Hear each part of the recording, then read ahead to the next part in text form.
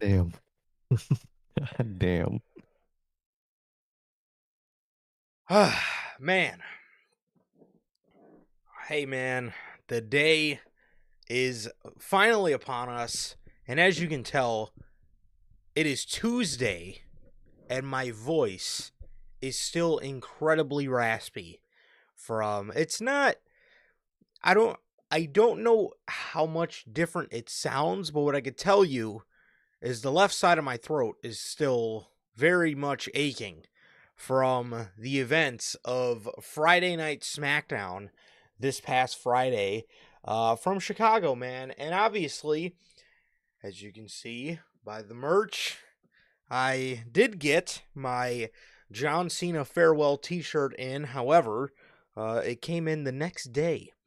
It did not come in time for SmackDown, so I was not able to wear it. They did have Cena shirts at the event, but I didn't want to risk it. I just secured mine online just so, I knew that I, had it. And of course, they ended up coming in Saturday morning, too. It wasn't even like late in the afternoon on Saturday. It was literally Saturday morning. So there's that. But,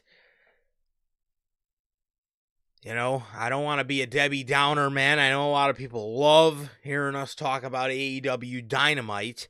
When when I tell you there is a few, literally only a few things, and when I say a few, I mean that very lightly.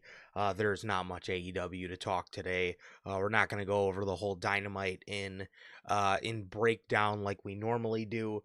Um, but uh, but like I said, regardless, man, we'll get to it in just a second. But there is not much, so we will basically be starting you guys off with SmackDown, man. But if this is your first time watching, and you guys do not know how the show works, every Tuesday at 12 p.m. Central, we are on here with NHP Unscripted, and every Friday at 3 p.m. Central, we are on here with the news, man. If you guys did miss last Friday's episode of the news, that is a big SmackDown planned. Will AJ Lee be on SmackDown?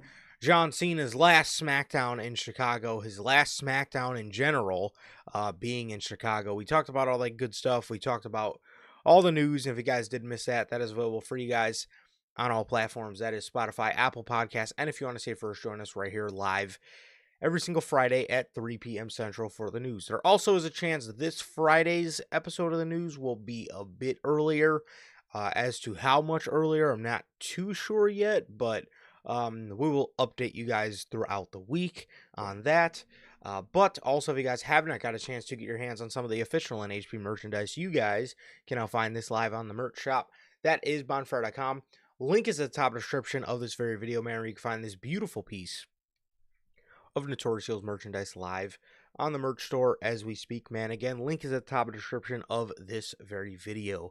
Also, if this is your first time watching and you guys do not know who we are here at Notorious Heels, I am Johnny, one half of the host of this very show.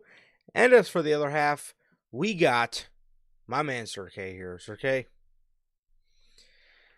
go ahead and tell the world what you were smiling about today. Well, that question unfortunately cannot be answered, man. But Oh. you know, it was a great weekend, man. Great, amazing, just genuinely a perfect SmackDown on Friday, dude. That whole experience was perfect, man. It was an amazing day.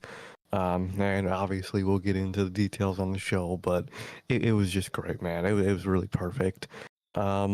Weekend was good, very bittersweet, kind of like, you know, SmackDown in a way, just different, more on a personal way.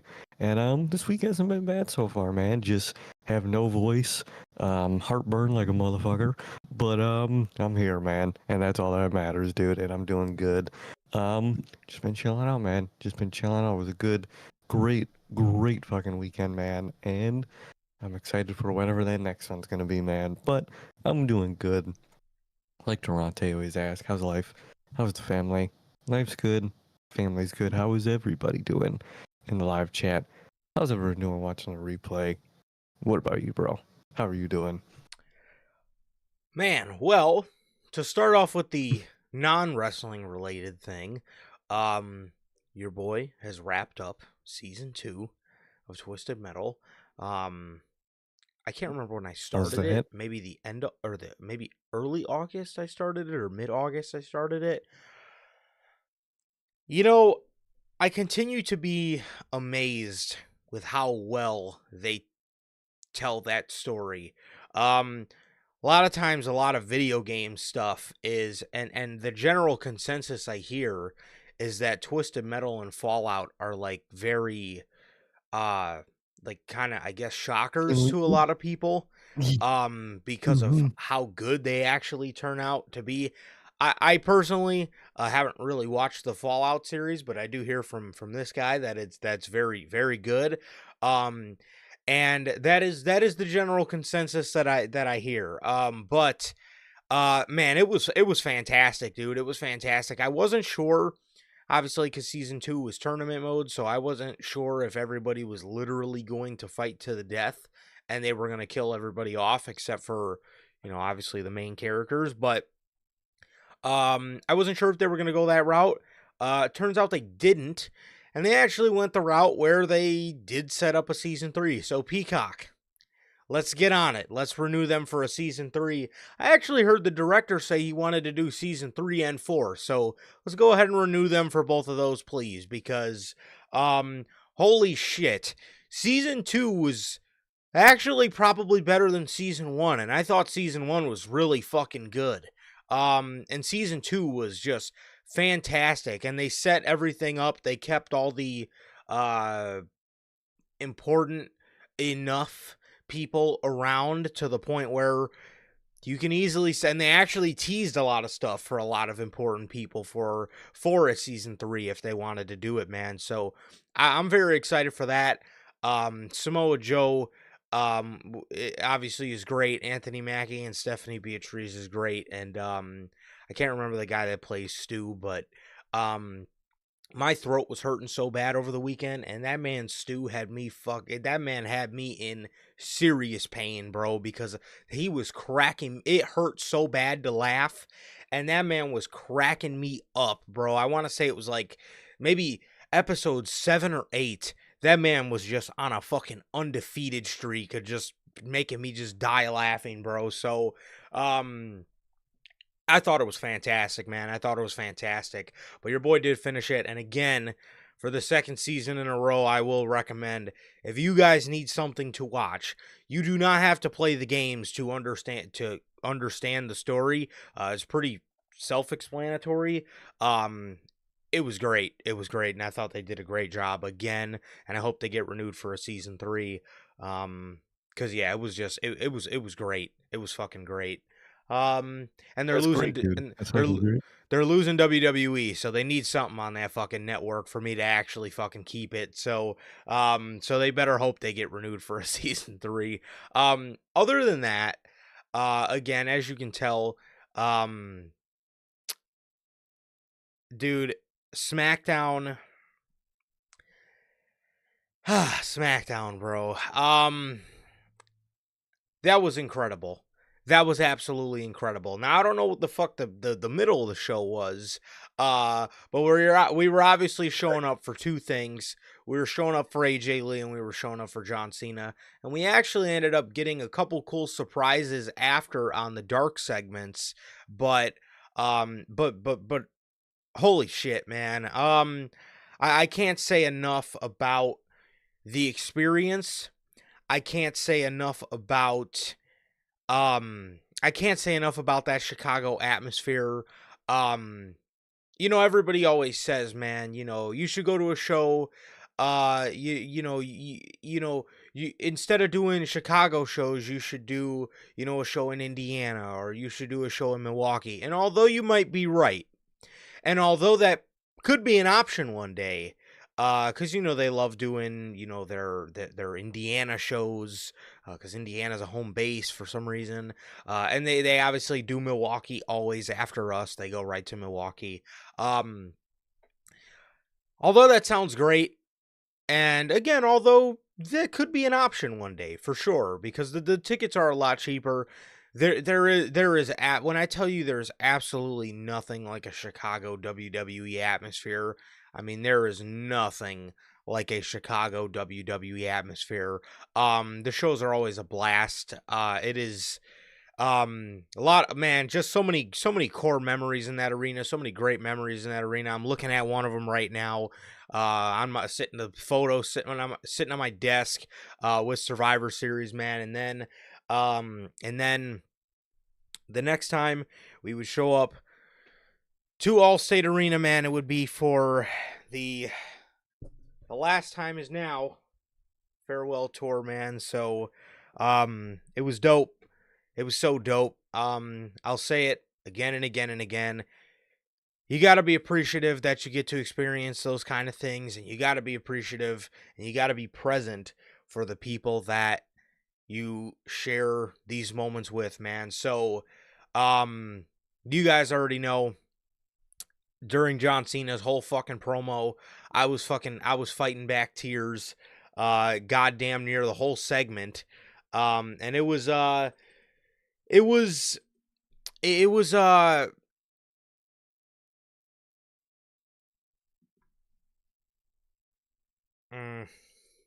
okay. Oh, Hello. my no, you're good. You're back. You froze, and then my OBS started twitching like on some Wyatt Six stuff. So I don't know how that looked for you Okay. guys, but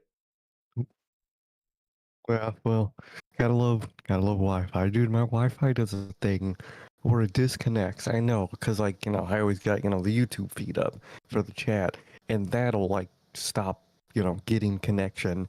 But my actual like Wi-Fi, you click on the Wi-Fi to select it, that doesn't ever go out. I have to manually disconnect it and reconnect it. It's so stupid. weird, weird behavior. Um, yeah, bro. But back to what I was saying, man. Yeah, there is genuinely nothing like a Chicago WWE atmosphere, bro. There is absolutely nothing like it. And oh, that's what I was saying. Moments like that, man, you really do just have to stop and take in the moment and be present with the people that you're with. Like I said during that whole John Cena promo, your boy was your boy was fighting back the urge of tears, man, and I can't thank Sir K enough. I really can't thank you enough, bro. We constantly say to each other, man, like with all the crazy shit that we've seen wrestling wise, man, like I don't know how this could get any crazier. And it actually gets crazier, man. So thank you for man, thank you for man, just always going to these shows with me, bro. Always creating these memories together, man. And for the love of God, thank you for putting up with me, bro, because this poor towel this poor towel has so much it was so damp on Friday. There was so there there and it has, and now to this day it has so many dried up tears on it, man. I can't even explain to you, man. Like I said, man, it obviously meant a lot to me, man. If you guys follow me on social media, man, I'm sure you've seen my post, but um John Cena to me is he's way more than just a wrestler. He's way more than just an actor. To me, that man is a childhood hero. To me, that man is to this day my idol. Um and man, it was so awesome, bro, and it was so awesome. And like I said, my very first wrestling show was centered around me being so excited to see John Cena as well as CM Punk. So it was only poetic that for his last show, I was able to be in that same building that I went to see him in 14 years ago when I was a 10-year-old boy. Um, it's so awesome, and it's a memory that I will truly never forget. And you just got to be grateful, man. You just got to be grateful, bro. But yeah, the GOAT is officially wrapped up in Chicago, and man, I'm so glad that I was able to uh one day I'll be able to tell my kids, one day I'll be able to tell my niece um that I was there. I was there to see John Cena in Chicago for the last time, because Lord knows that little girl will find out about John Cena sooner rather than later at the hands of her uncle. So so uh but man, it's awesome. It's awesome to say, man. I always see those posts, bro. Like people been making like John Cena collages, and like the caption of their posts will be uh Dad, who was John Cena? And man, that's so crazy to me, bro. That's so crazy that like, you know, obviously I ain't got no kids, but like one day when I do have kids, like they will not know who John Cena is. Like, well, and that won't last very long, but one day I probably will get that question, and it's crazy to me, bro. It really is crazy to me. But it was awesome. It was something I'll never forget, and it was a night that, again, I will to put it plain and simple, I will never fucking forget that, man. That was absolutely incredible. Really was, truly was incredible. It was perfect. It was sad in all the right ways, dude. And it was just perfect to experience. That was my first time seeing John Cena live, and obviously the first time was the last time, and it was a perfect time, man. It really was. It was perfect, dude. It really was. It was great. I love the way he did it, and it was really, really amazing, man. Really amazing to see and really amazing to experience, with your best friend, your brother. A countless times, dude. Punk return both times. Um, just everything. All Out 2021. Driving home from Brawl Out. Cena, Punk, AJ Lee, dude. It's great, dude. It's so perfect, man, and I love it. I really do. For sure, bro. For sure, I would not trade those experiences for the world, man. And it's just, yeah, we've seen a lot of crazy shit. But atmosphere wise, like in terms of something being crazy, like a crazy ass atmosphere, I would definitely agree with you, Gotti. He says, I doubt anything will ever be crazier than the Punk return. Um, Yeah. I didn't think anything would beat out the first Dance Punk return. And then we were there to see him return in WWE, and that was nuts, man. That was nuts. Now I will say the first dance is really close. The first dance is really fucking close, man. But that Punk return in WWE was a crazy ass atmosphere. It really was. I always I'll say this. If you ever so I seen Gotti's tweet. He asked for like the reaction to AJ Lee's return.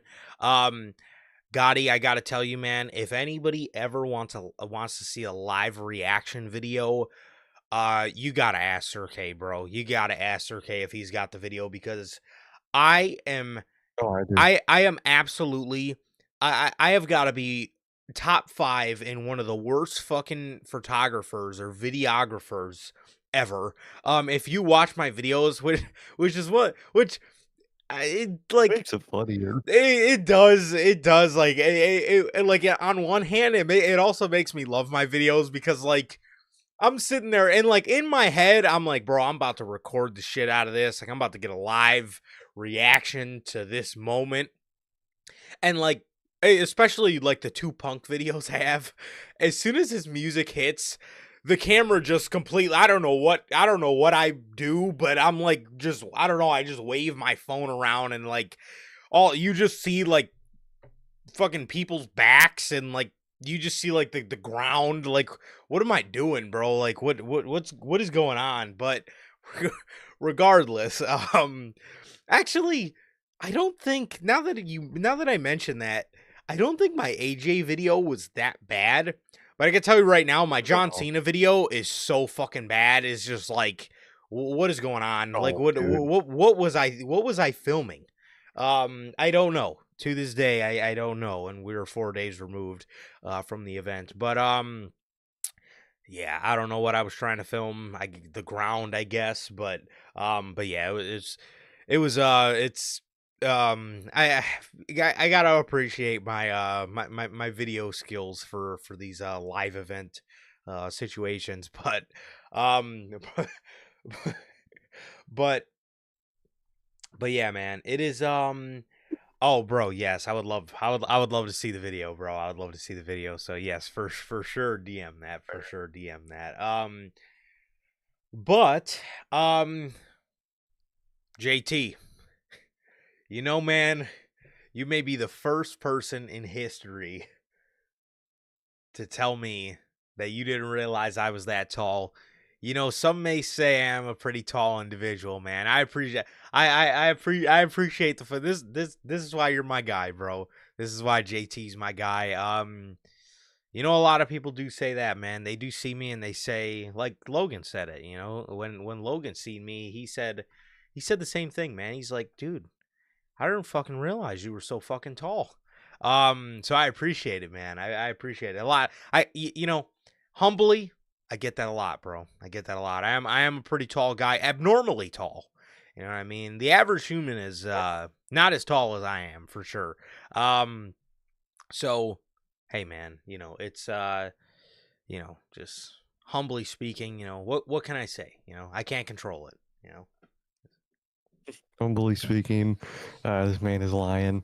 What? I'm just that short. I'll tell you guys that right now. No, no, See, no, no. Gotti got the right.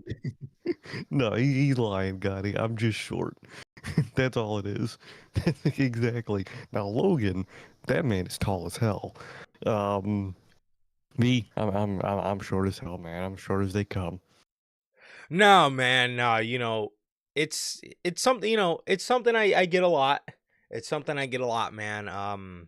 Like I said, when Logan, for Survivor Series, when I got out of the car, Logan was like, "Oh my god, I didn't realize you were that tall." And I was like, "Dude, it's all right, bro. Like, I can't help it. You know, I can't help it."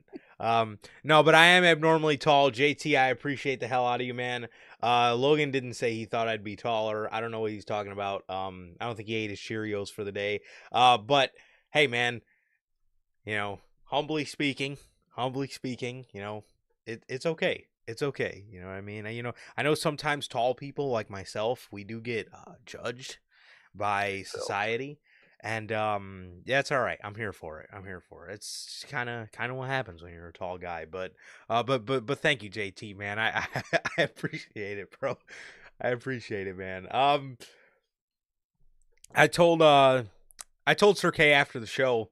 Um, I told Sir K after the show because um I seen you guys tweeting and stuff, but I was like, man, obviously Logan, the four of us, bro, we got to get together for a show, man. We got to get together for one of these shows, man. We got to get that picture. We got to get the picture, bro.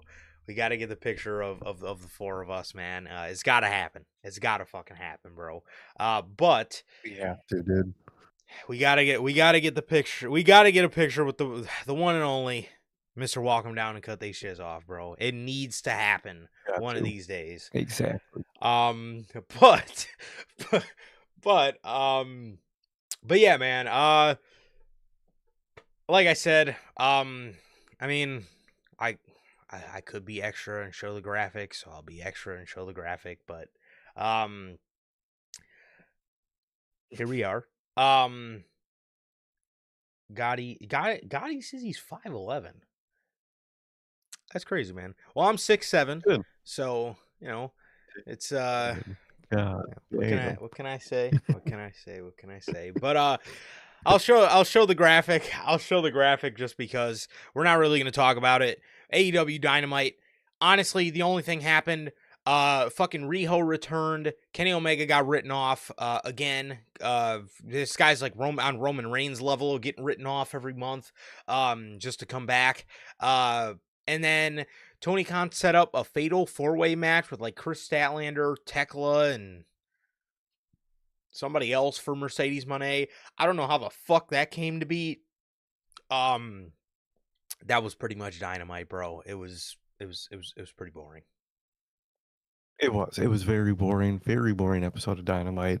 I'm never a big Riho guy. I know AEW fans fucking love Riho. She doesn't do anything for me. Sorry, so I really don't care about her return. That women's fatal 4-way looks weak as hell, if I'm being honest. You just did a women's fatal 4-way. Don't know why you're doing another one.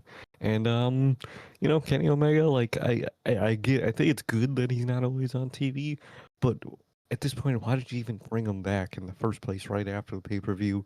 Just write him off again. You should have just kept him off in the first place. But especially after a match that they had at the pay-per-view, you could easily write him off with just that match alone. So just normal, questionable Dynamite happenings, man, every week. Yeah. So that is that is that. Um, we were honestly thinking about doing a all-out review. I'm gonna give it a little more time because the card doesn't look that hot. So we'll see. But it is Yeah. we're kind of in limbo right now. I can't lie. So, How I thought it was gonna look better. I thought it would look a little better too, to be honest, bro. But that was Dynamite. That was Dynamite. It was another one from the 2300 arena. And holy hell, I have never been more excited to see a fucking SmackDown logo in my life, man. So Gotti says, how doxing yourself, do you guys actually stay in Chicago or a city next to it? Yeah, a town outside of Chicago. Now look, I love the city. I would probably hate the city if I lived in the city because Oh yeah. I can deal with Chicago in spurts. Like I can. Um, the traffic is very bad in Chicago, and also a lot of people in Chicago do not know personal space. So like living in Chicago, I could never do it. The traffic is too much of a fucking headache. But that goes without saying. Like I was down in Chicago a couple weeks ago. I was there. How far from Rosemont are we? So you're good, Alright. brother. I'll try not to dox myself here. Like 45 minutes. Like 45 minutes outside of Chicago. So or outside of Rosemont, I mean. So yeah, like 45. We're on it to be honest with you, man. We're about a 45-minute distance from like all the arenas. Literally, dude, like Yeah. we're probably Literally about all. yeah, we're probably about 49 or 45 minutes away from Allstate Arena, Rosemont. We're about 45 minutes from the United Center. I think we're about 40 minutes from Wintrust Arena, and then for the Now Arena, we are about an hour away. So Yeah. that one's the longest one, which that isn't even headache driving at all. Um bro, um but but I visited Shed Aquarium a couple weeks ago. I was hanging out with my niece and we visited Shed Aquarium, and it's a lot. It's a lot, man. It is a lot from God, if you don't mind, what state do you live in again? Is it Michigan? I feel like you told us before. Is it Like you Michigan? have. Um, but bro, yes, we gotta get the four of us. Shed Aquarium would We be got to. different, but we gotta get the four of us at a show one of these days. But um, depending on how things look, we will see. But we would all for sure have to get seats next to each other for like SummerSlam. Wisconsin, that's what it is. I love. Oh, okay. Okay. That's God, nice. That's real nice.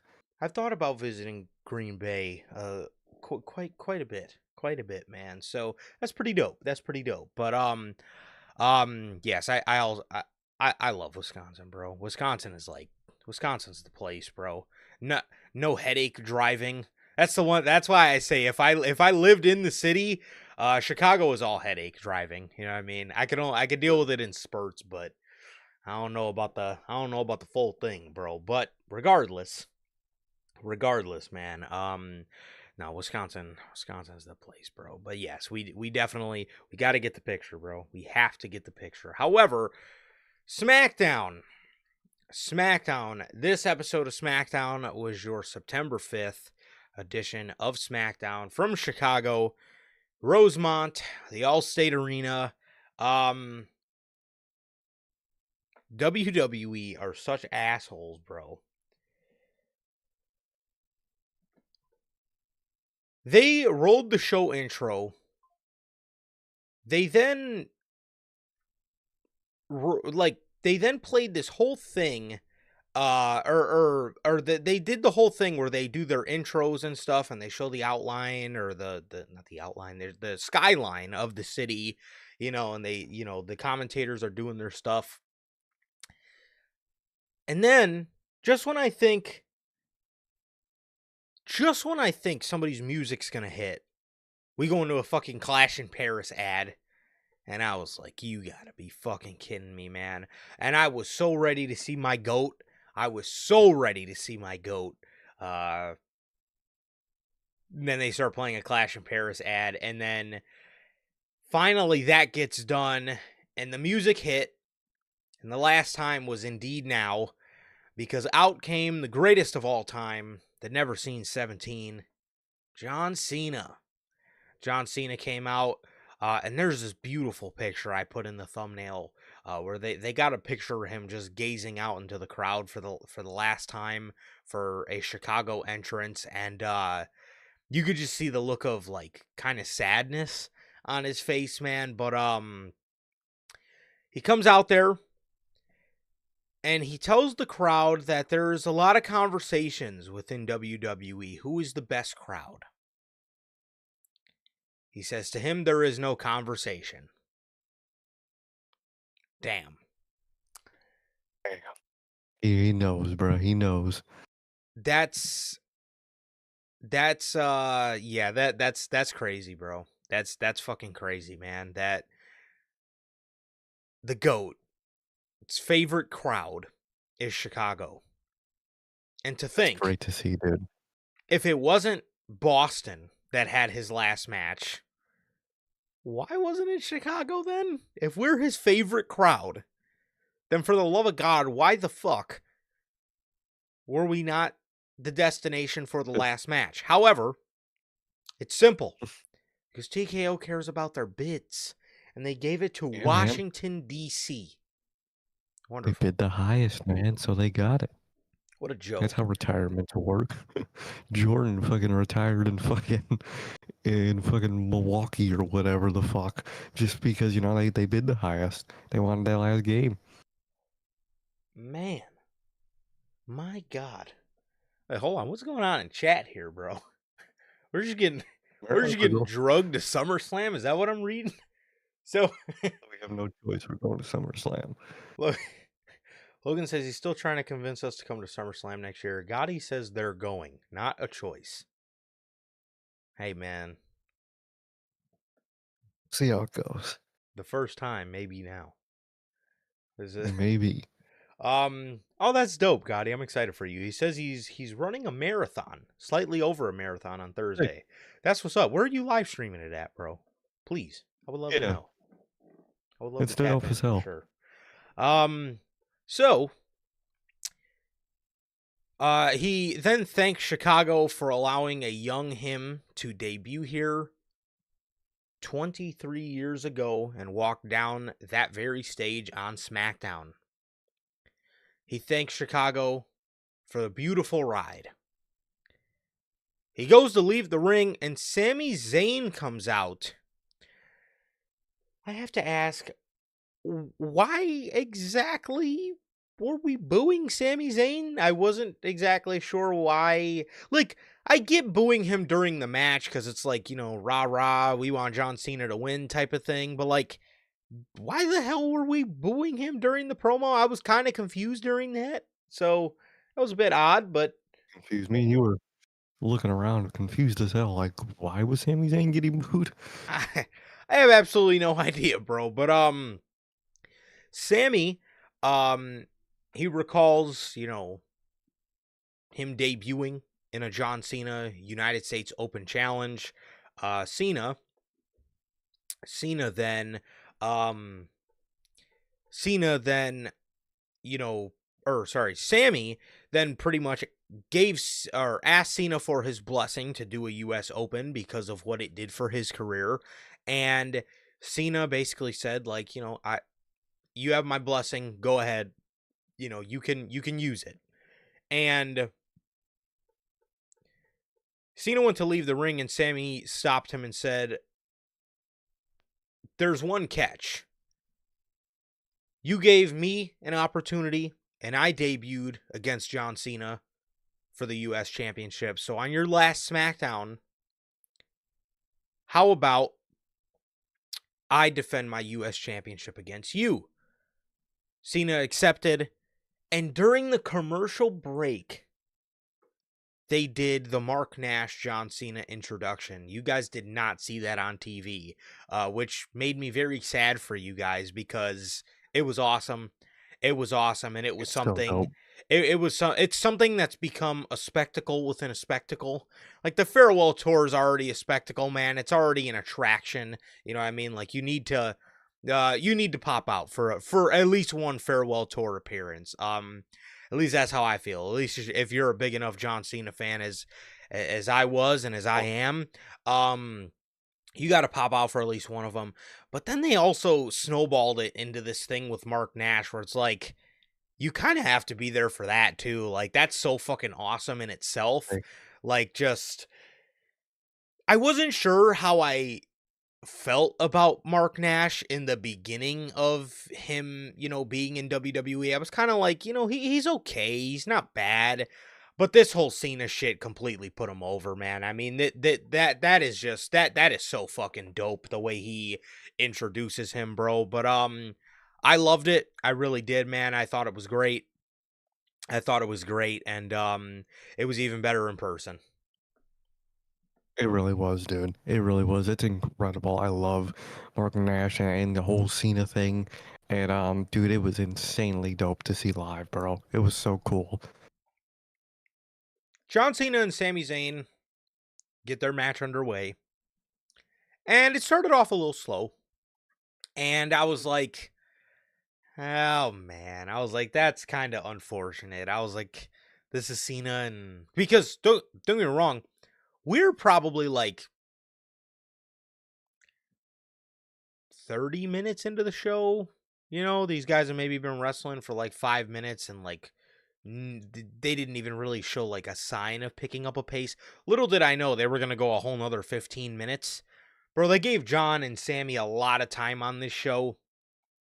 A lot. These guys, again, it started off pretty slow, man. But then, again, it started off slow because I thought this was maybe going to be like a 10-minute match or something. They gave them a lot of time. They give them a lot of fucking time because Sammy and Cena decided to switch it into high fucking gear and start putting on just an absolute banger here on SmackDown. And man, we got to see a John Cena banger on this SmackDown, bro. Who would have thought? This man, again, I'll say it, man. I've been saying it all fucking year. And I was screaming it in the crowd. Stop fucking disrespecting the GOAT, bro. Please stop. It's over. It's over. Your run of hatred is done. This man is the fucking GOAT. Now, again, not only has he been putting on bangers all fucking year, but ever since SummerSlam, holy shit. I mean, again, he's been putting on really good matches all year, but ever since SummerSlam, I mean, I don't know what in John Cena's brain is telling him that he can't go no more. Because this is ridiculous. This is absolutely ridiculous. This is ridiculous work for somebody who thinks that he cannot go anymore. Because, Literally. hello, clearly, this dude can fucking go. Literally, man. It was an incredible fucking match, dude. Kickout's crazy. Sammy was on his fucking 2018 Takeover Gargano flow, kicking out of everything, dude. It was a great fucking match, dude. I loved it. Glad we got to see a Cena banger live, and I'm glad Bro. that's what we got for his last SmackDown, dude. It was so fucking incredible. Kind of cool too, man, because Sammy just so happens to be one of my favorites in WWE. So it was very cool that it was against Sammy. And it made sense to do a Sami Zayn match because of the history between those two. And especially with the US Championship being involved, it was dope. The match was so fucking good, and they had such good near falls. There were times in this match where I genuinely was like, are they going to put the US Championship on Cena? And then Sammy would kick out, and then we would just go up in a blaze again. John Cena hit an angle slam in this match. He hit a pop-up powerbomb, the move of Sami Zayn's best friend or ex-best friend.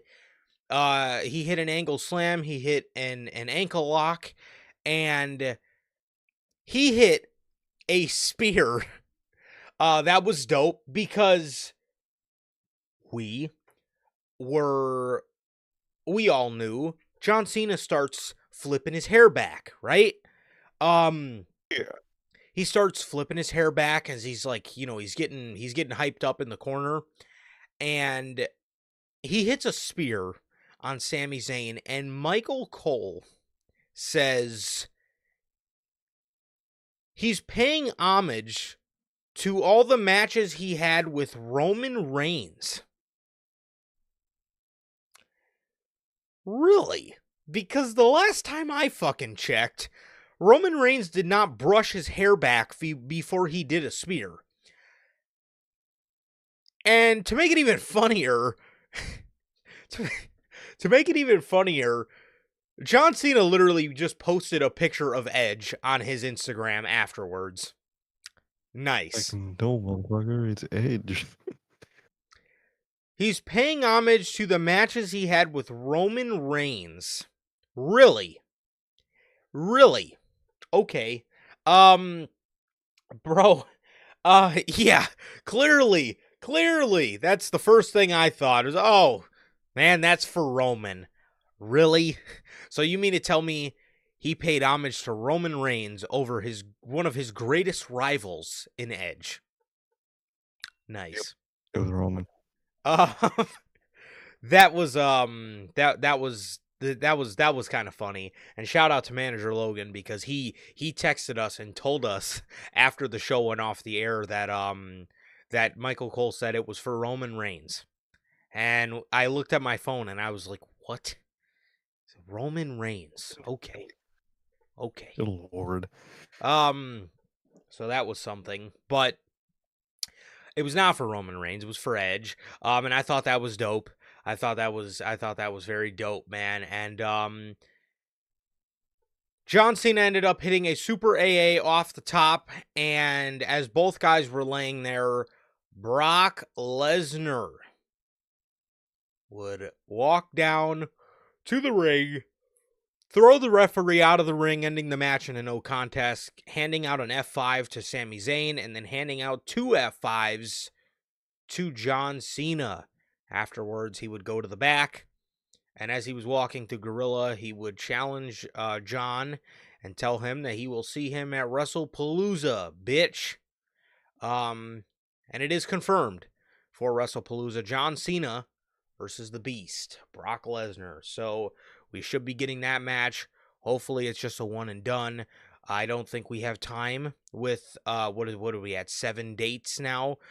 With 7 dates remaining, we do not have time to have 2 Brock Lesnar matches or to make this thing a long-term feud. Let's just get this one and done. And hopefully the match is great, man, because this match here with Sami Zayn, it was fucking awesome. And I was a bit sad it ended the way it did. But I do get it. I mean, if you're not going to put the title on Cena, then, you know, why have him lose clean? I think a no contest was probably your best bet here, just to keep both guys looking strong. Most definitely, I think they ended the match very well. People I know are really mad about, that Brock appearance and like how it interrupted the match. I mean, it's kind of, how did you not completely expect that exact thing to happen the whole time? That's why I didn't really, mind it, I guess. But yeah, Brock, showed up, did the whole Brock thing. Did you see the video of when he jumped in the ring and then after he was like limping? I did not see that, but now that you say that, Brock kind of does do that a lot. I don't know if it's just like maybe like we do see him like kind of limp around a lot. So sometimes where people be like, "Oh, is Brock hurt?" Maybe it's just his. I don't know. Maybe it's just that he's old. But yeah, I didn't see that. No, I was curious when I saw that, man. But overall, seeing his last match in Chicago on SmackDown was amazing, man. And hopefully that WrestlePalooza match is a simple little one and done. I really fucking hope so, man. But Cena was perfect on his last episode of SmackDown, man. He absolutely was perfect, man. I was again, I was wiping away tears, and I'll out Sir K here for a minute because this guy had me fucked up, bro. Cena walks in the back, right? And during commercial, he's walking away, crowd's chanting "Thank you, Cena," and I'm already fighting tears, and he he walks back, and Sir K just goes, damn, bro, that was it. And then I just and then they just started coming, and I was like, "You motherfucker, man!" I was doing so good, and you just had to say that, bro. But but no, because that's what I was thinking to myself, man. I'm like, damn, that was it, bro. That was it. And although that was it, that was also perfect. That was it was absolutely perfect, man. I can't say enough good things about how well they did that. It was absolutely fantastic. We got a banger fucking match. We got a great promo where he put us over as the best crowd, talked about him debuting and Chicago being a beautiful a beautiful ride. Um just to end up getting a match with Sami Zayn for the U.S. Championship, which, like Gotti says, was that the only reason they put the U.S. title on Sami Zayn? Which is cool, but also kind of funny in hindsight. But man, it was it was awesome.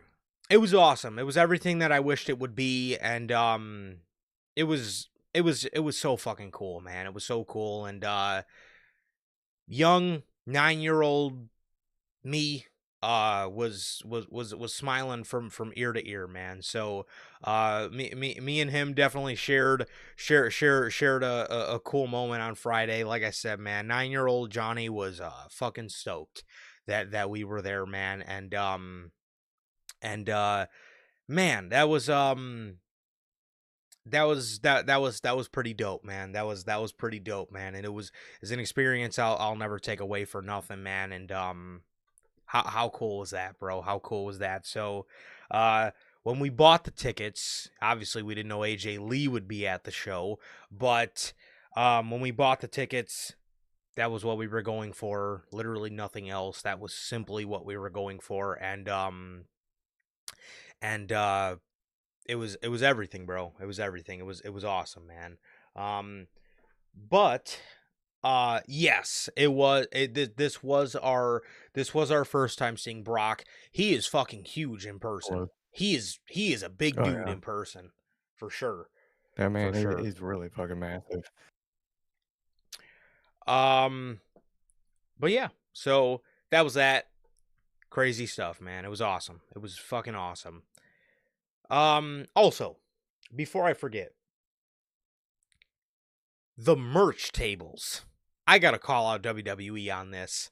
Okay, first and foremost, this is something I'm sure you guys all expected, but one of my good buddies, uh I seen him in the hallway at Allstate, and I said to him, you know, we were talking a little bit about merch. He was asking me what I had bought, because I had bought like a Roman Reigns shirt, and then I bought like 2 CM Punk shirts or whatever. He says to me, "Yeah, I was gonna buy the Cena belt, but it's $700 here." I said, "What? Seven? $700? $700 for a John Cena shirt, or for the John Cena And belt?"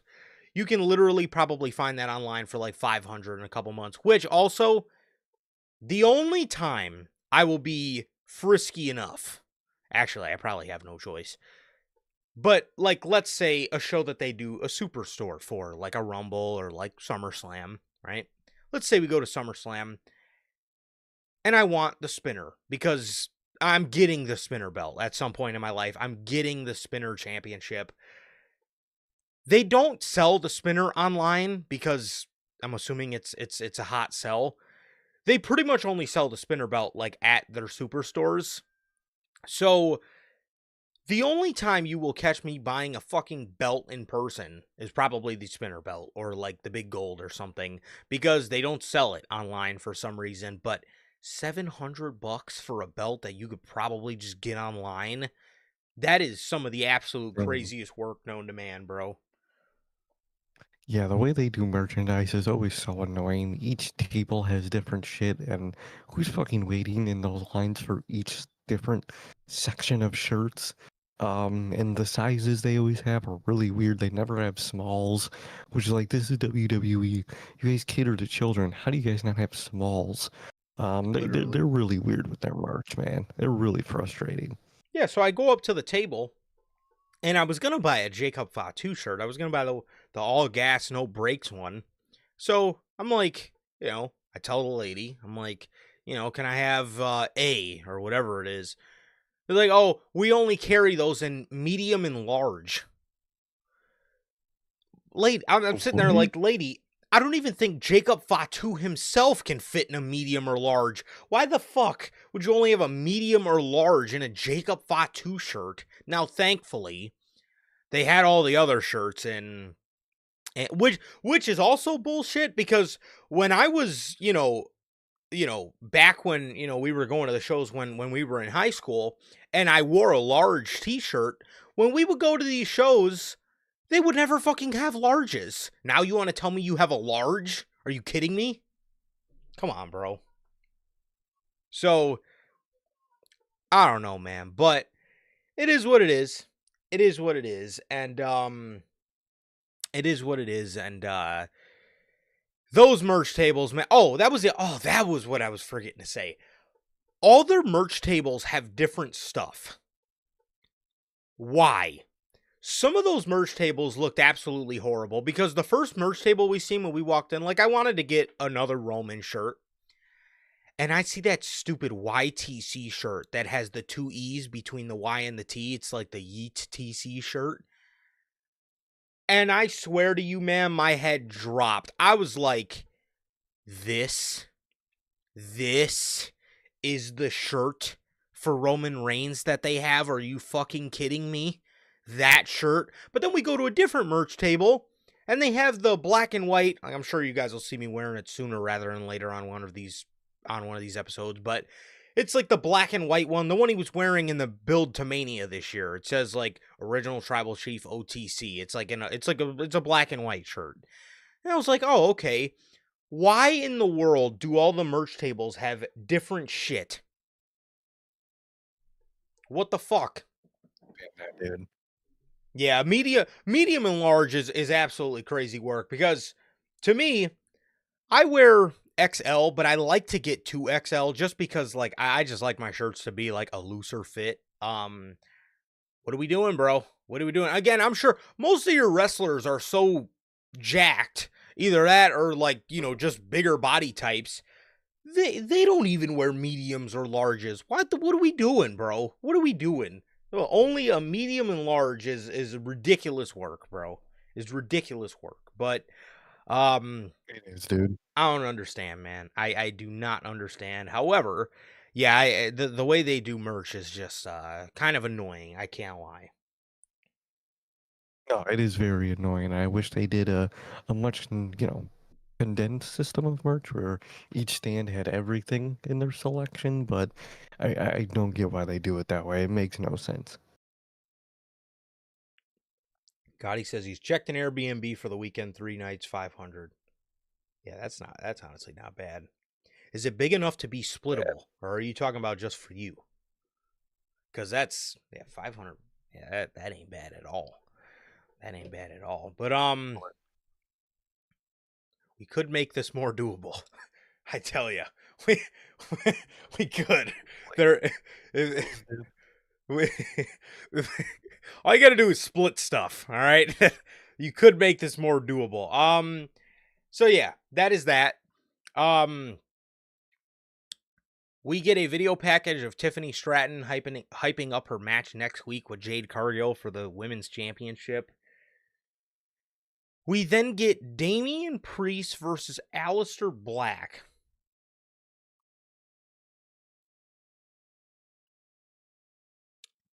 Dog. Th- this is the match you put on? Uh, Damian Priest and Aleister Black. And you know the worst part is, dude, we didn't even get the Aleister Black entrance.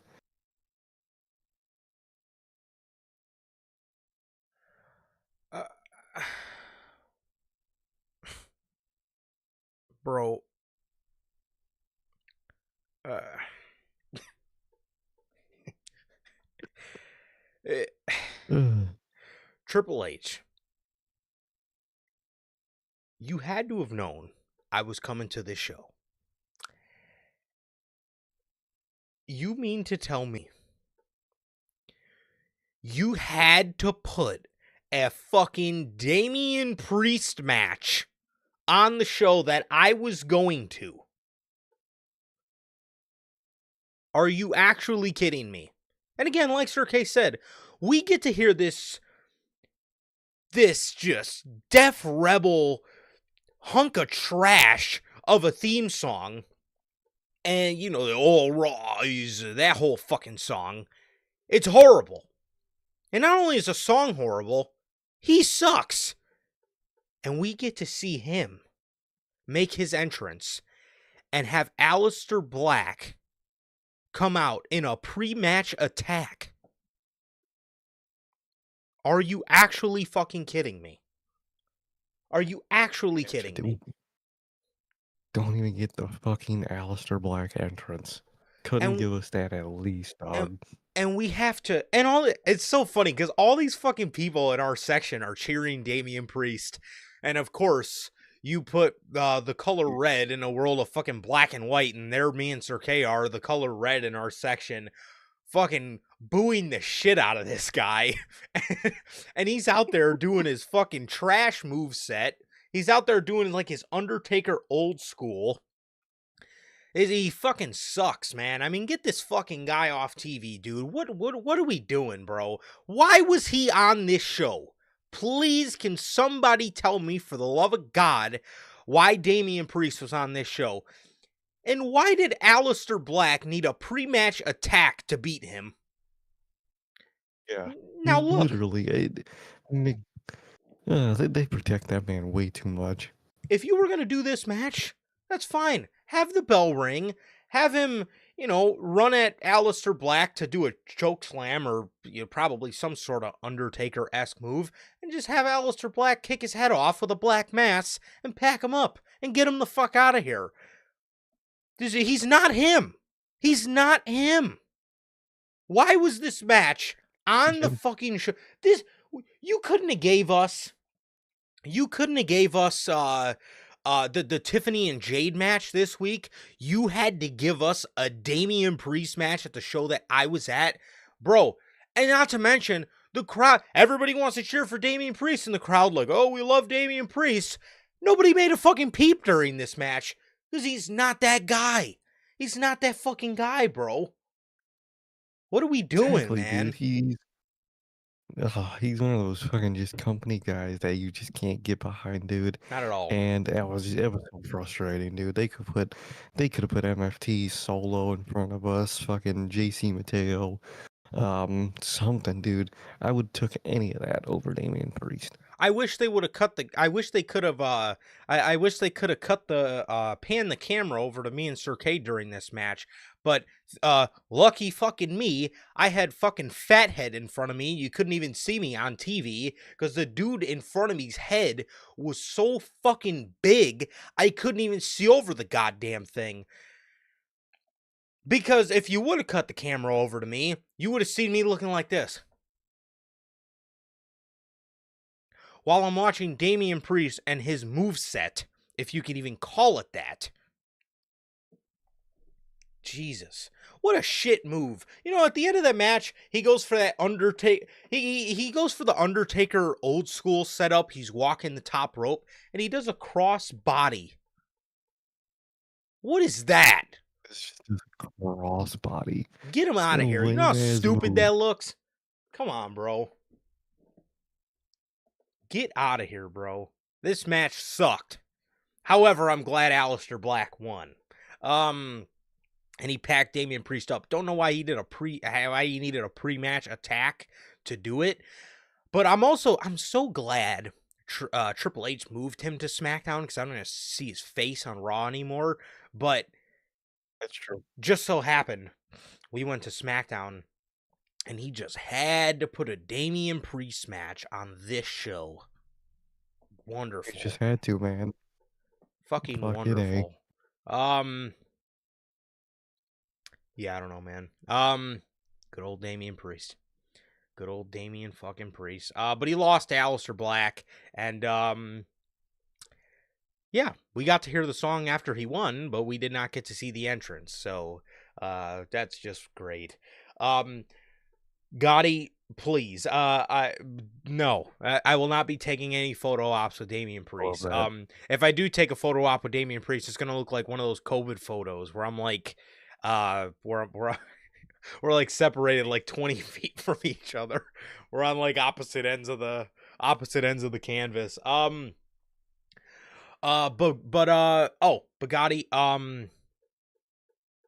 I hear you, but we'll definitely split it. I appreciate it though, bro. I appreciate it, but no, I can't let you do that, bro.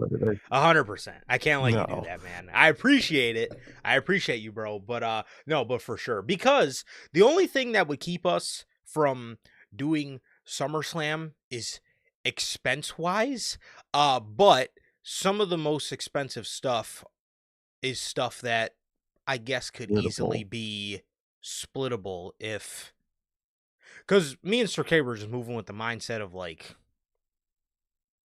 me and him type thing. But I feel like this has snowballed into a multiple-person thing. So it actually is doable. If you... Better. If things are executed correctly. It actually is doable. However... Definitely. However... So we'll see. We'll see. But,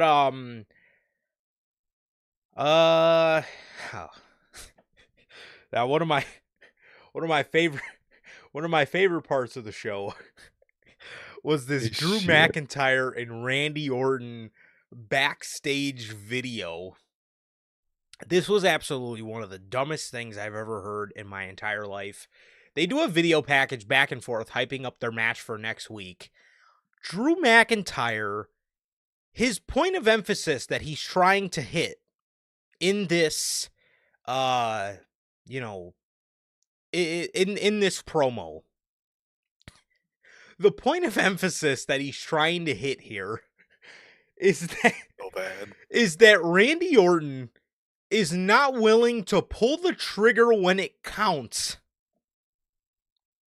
When I tell you, me and Sir K started fucking dying laughing. I wish you guys could have seen my face the way that I looked over at him, because I looked over at him with the most perplexed look on my face, and he's just looking back at me, and we both just look at each other and like, what did he just say? Did he just say Randy Orton, out of everybody on planet Earth, Randy Orton cannot pull the trigger when it counts? It's Randy Orton. It's literally what he's known for. Is fucking, oh my god, 09 Randy Orton was damn near a criminal with the shit. Like, dude, what? This is Randy Orton you're talking about. That's his whole thing. Is doing outlandish fuck shit to people to do what he thinks he's gotta do. Even just for the fuck of it half the time. Bro, what? And it's not even like, Drew's threw in there like, in your older age, you're getting soft or nothing. No, he just dead ass told him that his biggest problem is that he can't pull the trigger. Randy Orton can't pull the trigger. Randall Drew used Keith to be Orton. saying that to fucking Randy Orton. You say that you're Triple H. Triple H is the one that can't pull the trigger, not fucking Randy Orton. Randall fucking Keith Orton cannot pull the trigger when it counts. This is the guy who punted Stephanie McMahon in front of her husband and then kissed her in front of her husband. Huh? What? This is the dude that burned a man's house down in the middle of the woods. And did his fucking pose. This man legit, not even kayfabe, ripped a fucking urinal out the wall for the fuck of it. He can't pull the trigger when it counts. LOL. What is that? What the fuck is that, man? Come on, bro. Look like a fucking dunce. Oh my god, man. How awful. How fucking awful is that? They're gonna be having a match next week. Thank God that means it's not at WrestlePalooza, I hope, unless it's going to go to like a no contest and then they do the thing over at WrestlePalooza. I hope not, but we'll see. I certainly hope not, though, man. But that was that. I thought that was just absolutely hilarious. Julia defeated Michin for the U.S. title. Like Gotti said, we couldn't get the greatest SmackDown of all time. It had to be as as Bell would say, it had to be a sandwich show. That is quite literally the perfect definition of that. Sandwich to start, insanely incredible, perfect. The end, insanely incredible, perfect. The middle, fucking nothing. Oh my god, horrible, absolutely Michin. horrible. Yeah, Julia and Michin. Thank you for that, man. That's just what I wanted to see. Gotti said, "Would we drive or fly?" Personally, probably drive. Probably drive. I love me a long drive, if I do say so myself. Oh, yeah. Which for us it would be about 6 hours, so I could get down with that. Well, definitely. So we got the main event segment of the show. The other thing everybody came for. We have Becky Lynch out there cutting a promo. She's cutting a promo on Chicago. She's talking about how we do not have any winners. She tells Kobe White that of the Bulls that they're gonna pack him up and trade him. She talks about how all of our teams suck, and so does our hometown guy CM Punk. CM Punk comes out here, and Becky tells him, you have nobody. Punk tells Becky Lynch, you don't think I can call Bayley to come and beat your ass? You don't think I can call in a favor to the Eradicator Rhea Ripley to come beat your ass? Becky then says, oh, well, that's great. And then she cuts herself off by slapping the holy hell out of CM Punk. Holy hell. That slap was loud as hell in that arena. The first slap, she slapped the absolute dog shit out of this man. And she slaps him over and over. She's slapping him back and forth. He's leaned up against the ropes. Becky Lynch puts her head into CM Punk's chest and I guess starts squaring up with him, I guess. Trying to muff him against the ropes, I guess.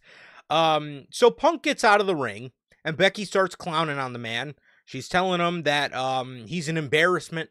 He's an embarrassment to the city. She tells him he's a coward. CM Punk walks all the way around the ring and he gets up to where the ramp is. And he turns around and he looks back at Becky and he tells her, this is exactly the situation I wanted to avoid. Because everybody here knows I would never put my hands on a lady. But I know someone who will. And then The moment everybody was waiting for, we hear the banger theme music for the returning after 10 long years, a little over 10 years, for AJ Lee. Everybody was going nuts. Literally everybody was fucking going nuts. It was absolutely crazy, man. It was absolutely crazy. Everybody was going ballistic. Me and Sir K were jamming out to the theme music, bro. And AJ Lee makes her way down to the ring. She skips around the ring. She gets in the ring. She sits on the ropes like she used to. And then Becky Lynch is like trying to... she was shocked. I loved her facial expression. She was very shocked. Just couldn't believe. Rollins was even like, you could even see Rollins' mouth like, no, no, like, no. And It was great. it was so great. Everybody played it off so well. CM Punk was leaning on the apron doing the fucking Swerve Strickland smile. And it was fucking awesome, man. It was fucking awesome. It was so amazing. They did everything so well. And yeah, man, I thought they did absolutely fantastic with this. AJ came out there, she put an ass whooping on Becky Lynch, and then decided to mark out for like the next 20 minutes after the show went off the air, prancing around with the IC championship, which would actually come into play tonight. So AJ Lee is back.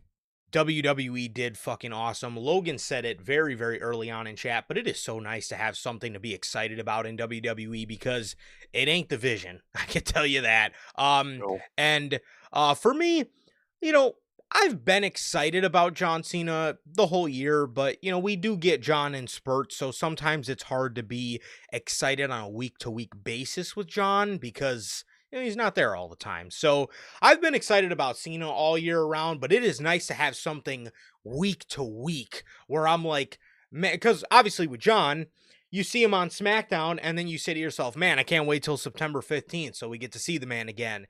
But you know, it is it's different with this AJ Lee stuff because it's something to be excited on a week to week basis with, man. It really is because the Vision ain't been cutting it, and that's just how it is, bro. God, no, man. Yeah, exactly, dude. They did it perfect. I think both Becky and Seth sold it visually and obviously, for Becky in the ring wise, sold it very well. That whole thing was done very perfectly. Punk was hilarious doing the fucking swerve pose.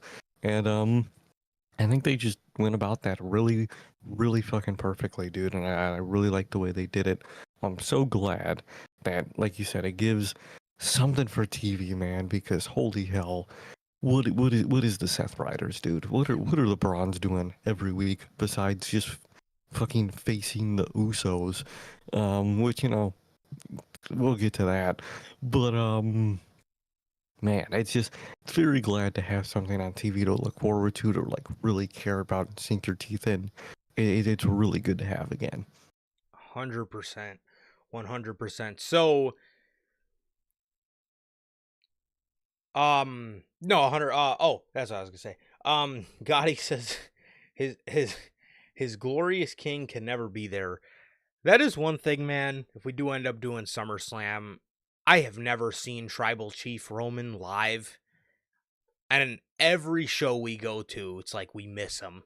It's like, man, like Jesus, can we play? Can I just please? I want to hear the song. I wish I could have got to hear the OG theme song live, but I mean, I'll take the one now, I guess. But I need to see Tribal Chief Roman live, bro. I really do.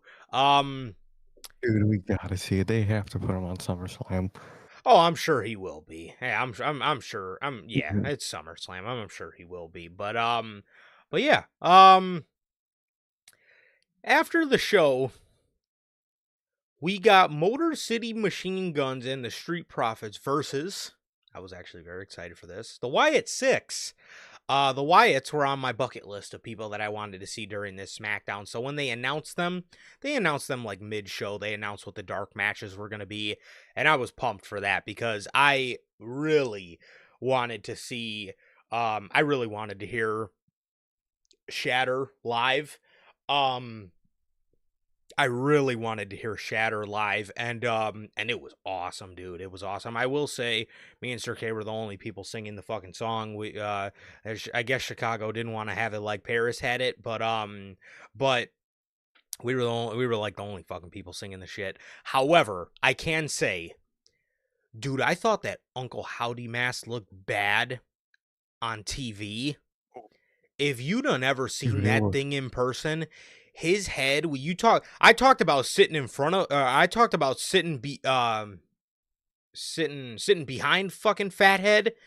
Fathead was in the ring, and it was Uncle Howdy because his head is so fucking ginormous in person with that mask. Dude, it looks even worse in person. I can't even lie. This man legitimately looked like he had a bunch. He looked like Clayface, bro, with a giant ass bob on his head. Um, he looked like he was wearing he looked like he was wearing a mop head on his head. That was how just ginormous his hair looked, and his fucking face. It looks bad, man. Get him wrestling out of that mask for the love of God, dude. Almost definitely, man. Yeah, Wyatt Six, very, very glad to see them, dude. Hey, the entrance is so dope. The song is incredible. Doing the Fireflies is Oh, so just sick, dude. I love doing it. And that mask is fucking atrocious. You need to get that shit off his bro. fucking head. By when he debuted, let alone right now, man. But glad, very glad we got to see the Wyatt Six live. 100%. 100%. So we got oh, there we go. That no, that was what I was going to say. So I've seen Roman once because it was a surprise appearance in 2012. Because I guess the Shield worked a show in Milwaukee earlier in the day and they weren't supposed to be on the show, but they ended up driving in from Milwaukee and just barely made it. And so I did get to see Shield Roman, which was dope. Shield's one of my favorite factions ever. But I need to see Tribal Chief Roman. I We One of got my to see it, biggest dude. regrets was not going to that one SmackDown where they were building towards Roman and Sammy versus Cena and KO in 2022 because we could have got to see the bloodline, like prime bloodline. Big regret. Big regret. But That is, dude. for sure. But still I absolutely need to see Roman. Happy I got to see Sammy, bro. But we got to see AJ Styles versus Kofi Kingston.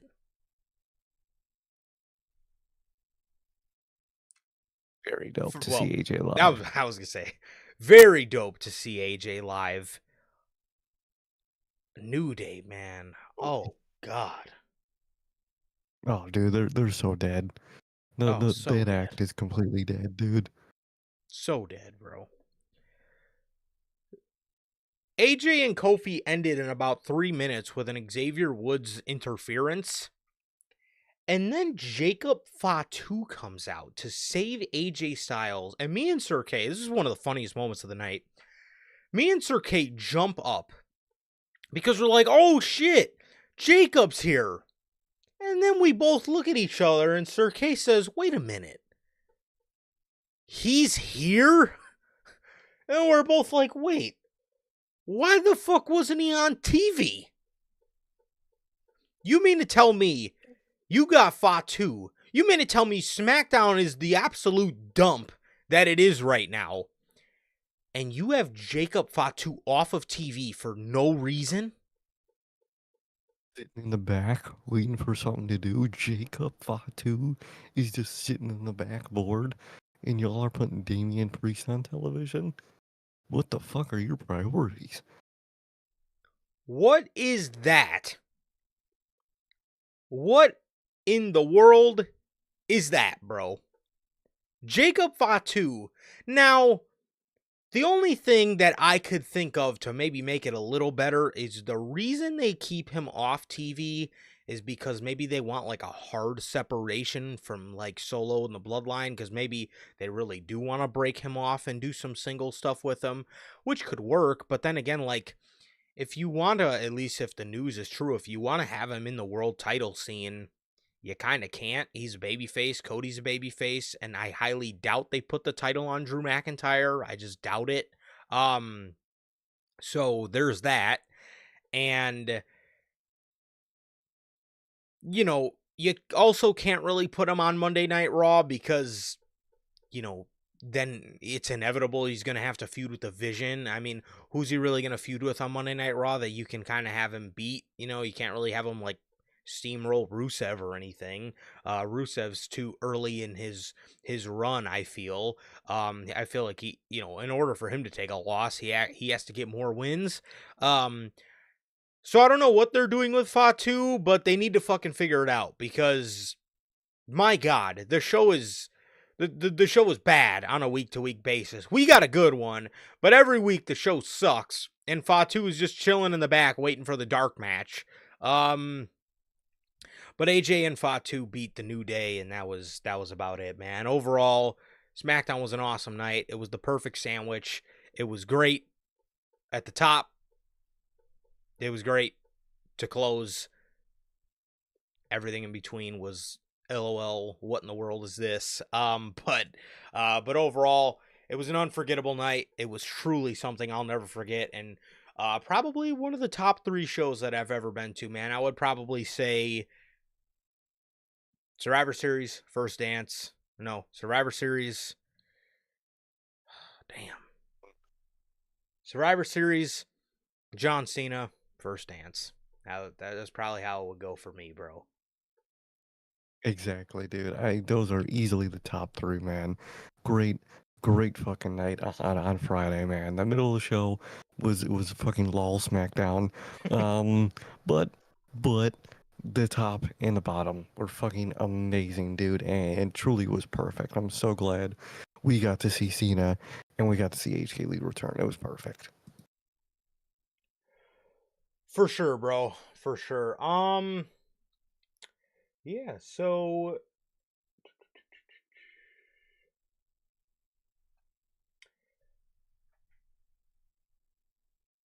that was pretty much everything for SmackDown. And now with that, we do have an official word from our sponsor here at Notorious Heels, W Energy.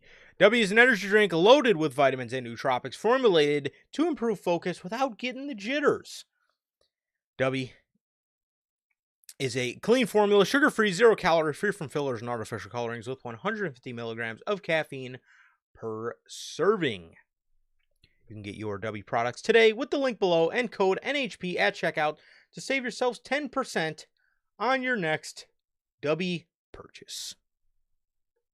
Really, always got to shout out W. Whether workout, whatever you may need the energy for, whether it's WrestlePalooza, whether it's Crown Jewel, definitely need it for that one.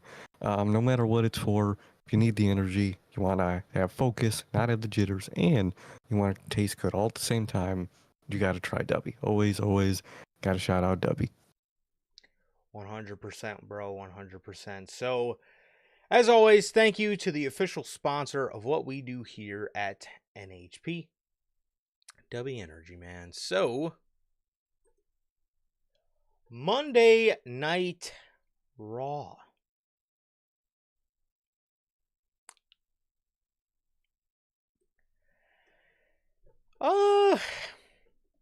This episode of Raw wasn't horrible. It wasn't horrible, man. Yeah. It was a decent episode. I actually, for the most part, I did enjoy it, I would say. And Mm-hmm. we got no, go ahead. What were you saying before I start talking about my bullet points here? I was going to say the same thing. It was a fine, pretty solid episode of SmackDown or SmackDown. Raw. My bad. Still SmackDown, right? For sure, bro. For sure. So the show opens up with.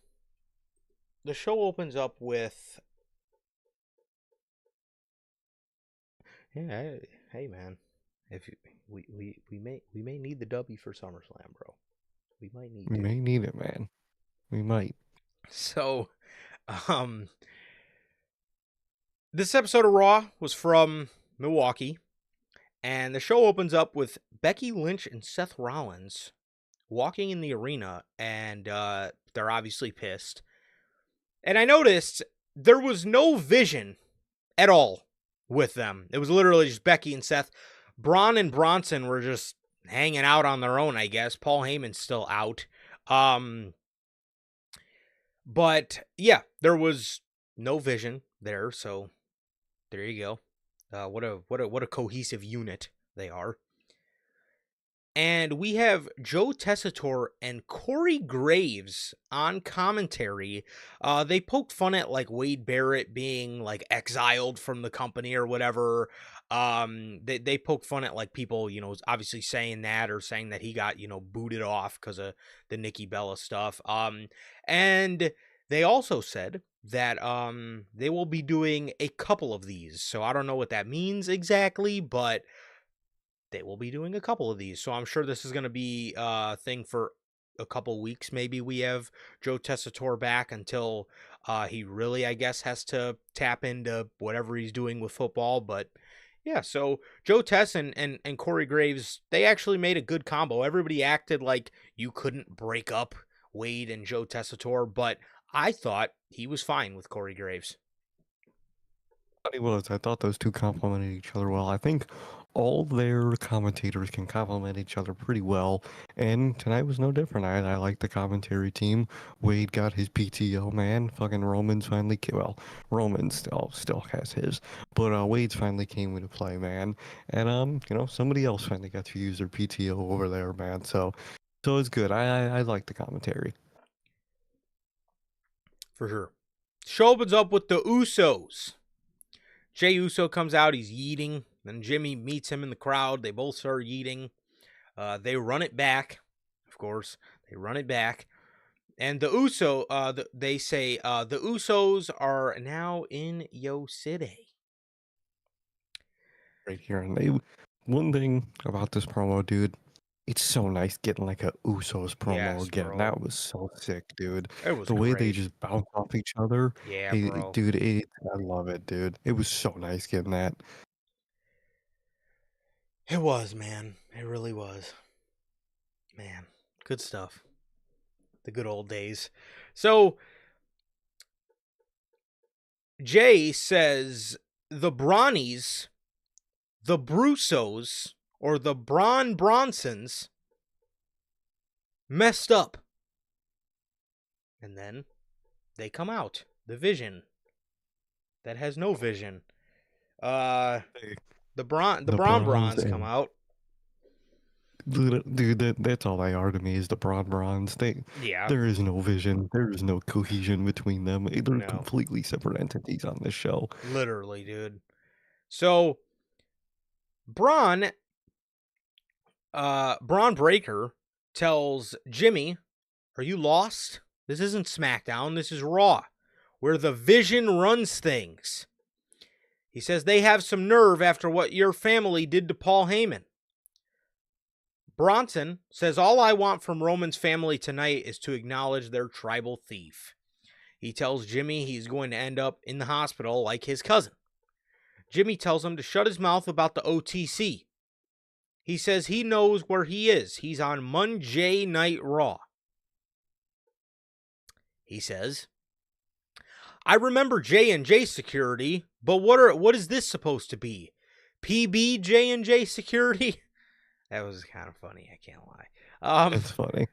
So he says, "Let me remind you, y'all are the twos and we the ones." They then say, "You guys take orders from Paul Heyman." They start making fun of Paul Heyman, saying he went from being the advocate to the wise man to the orca.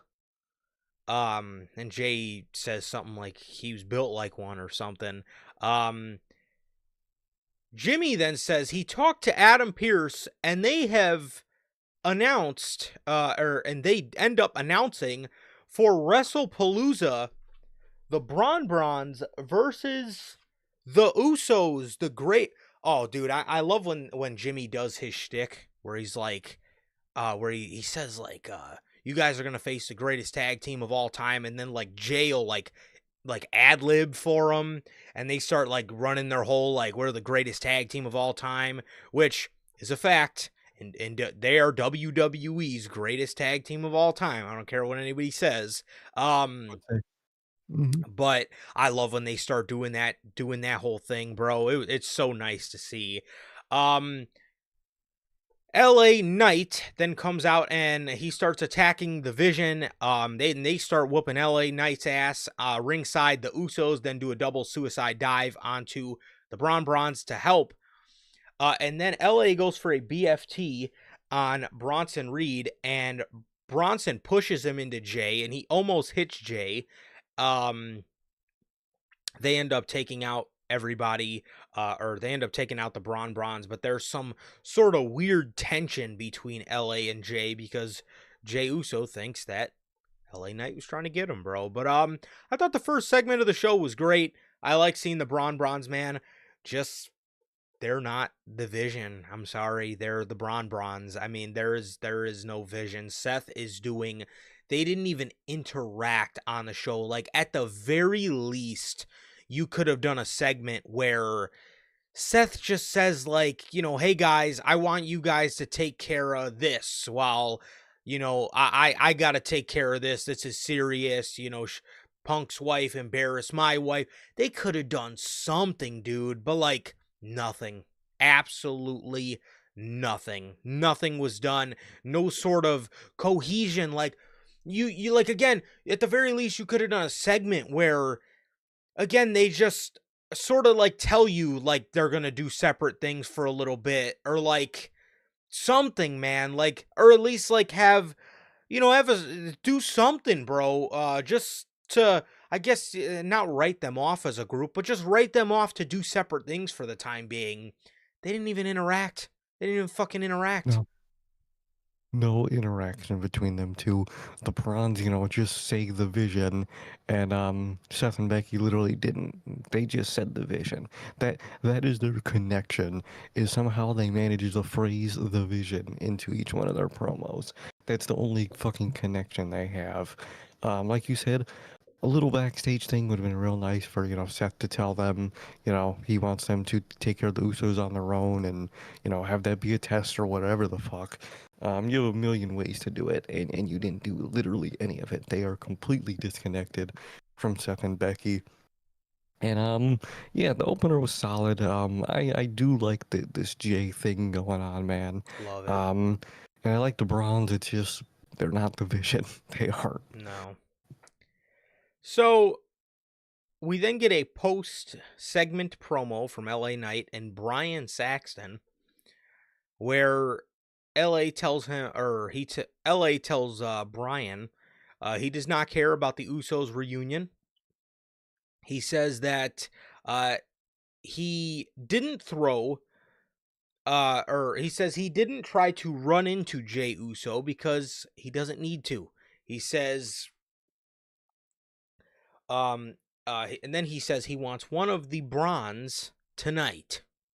He says, I don't care if it's LeBron James, Little Bronny, Braun Breaker, Bronson Reed, I don't care. Says he wants one of the Bronze tonight. So the match did get made for later in the night. It was LA Knight versus Bronson Reed. So there's that. We then get this AJ Styles promo that was not on air, No. but was one of the most talked about things on Monday Night Raw, because AJ is in the ring and he's cutting a promo talking about how no one is here to watch his back. He throws up the Too Sweet. He says Gallows and Anderson aren't here anymore. Michin is on SmackDown. It's like someone orchestrated a way for me not to win anymore. Says, by the way, we're on commercial, and this is something you're probably not supposed to hear, but somebody does not want me here anymore. He says he's going to beat El Grande Americano tonight. So whoever that someone is can feel my pain.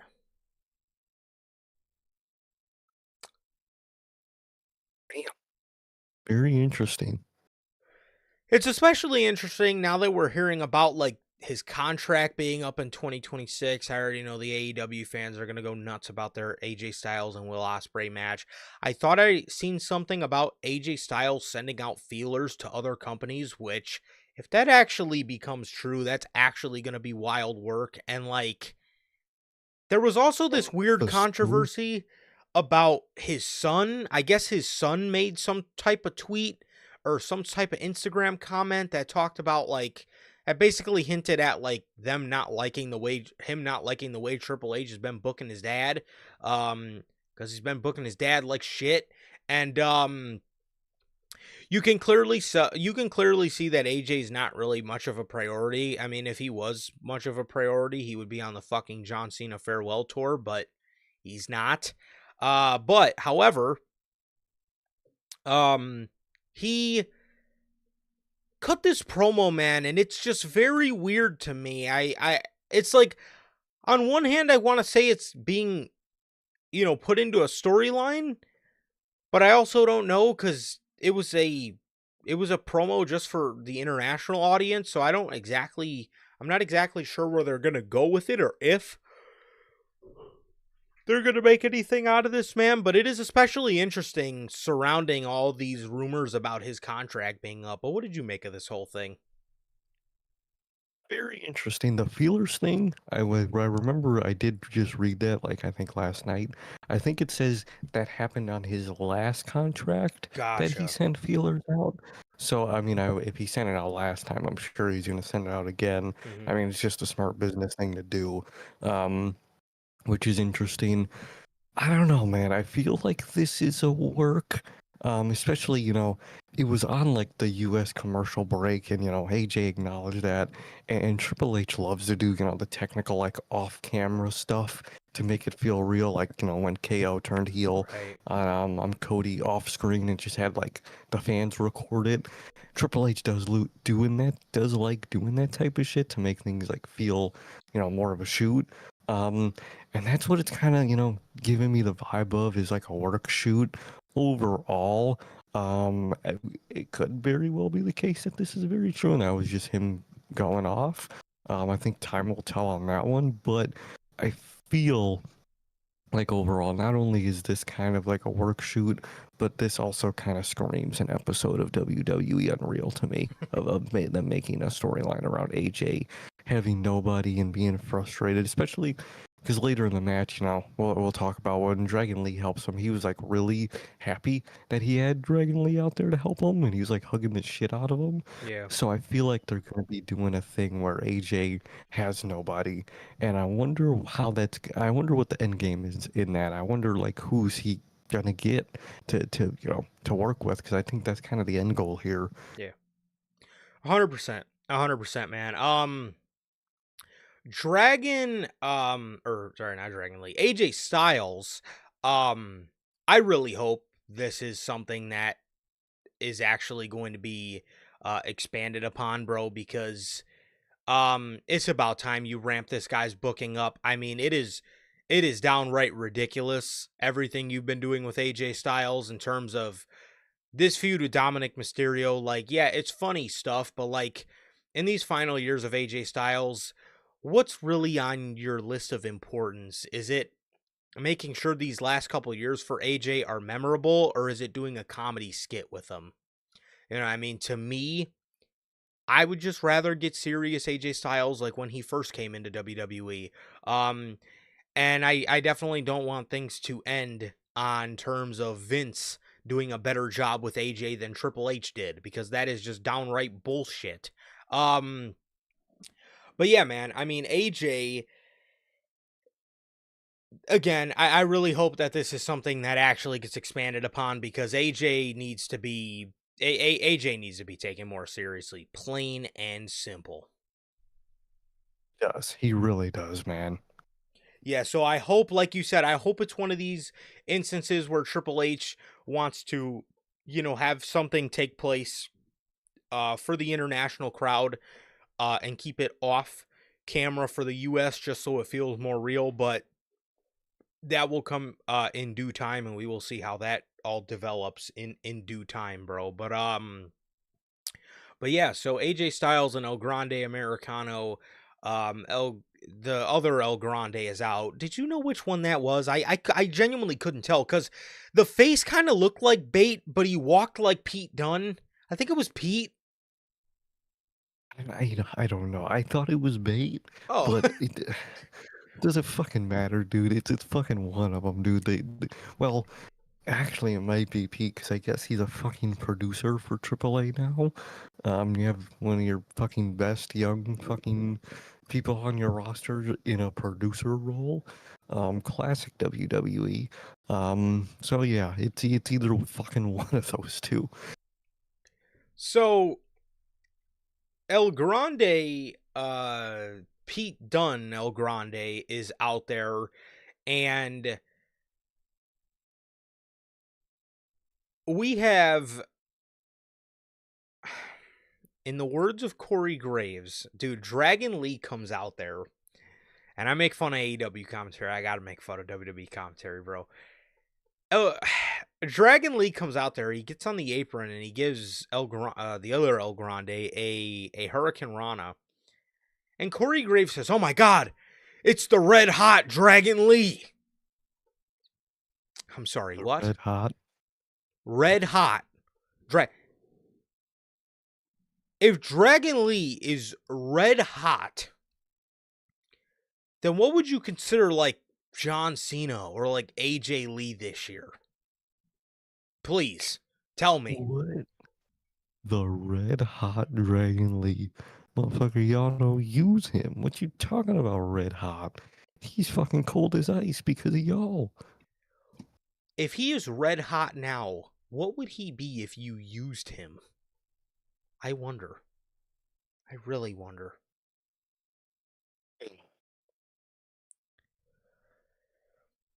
Well, AJ was distracted with the other El Grande, and then Ludwig El Grande rolled him up, and AJ Styles rolled him through into a Styles clash for the victory. I actually like that AJ got the victory because I was actually very scared that El Grande was going to beat AJ Styles, which would have been. I'm glad they did not go down that road. I'll just say that. And then afterwards, yeah, AJ hugged Dragon Lee like this man was like, you would have thought this man was like Bullet Club alumni, the way he was hugging him. That man was so grateful he had Dragon Lee out there. We really about to get another Brodito, but it's gonna be AJ and Lee. They're gonna be AJ Lee, bruh.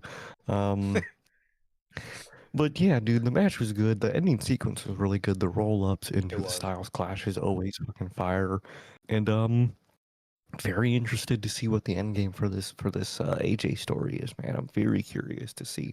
Maybe we get Gallows and Anderson back. I Oh wouldn't God. be shocked with the way those two operate. Yeah, you know how they fucking Oh yeah. operate, dude.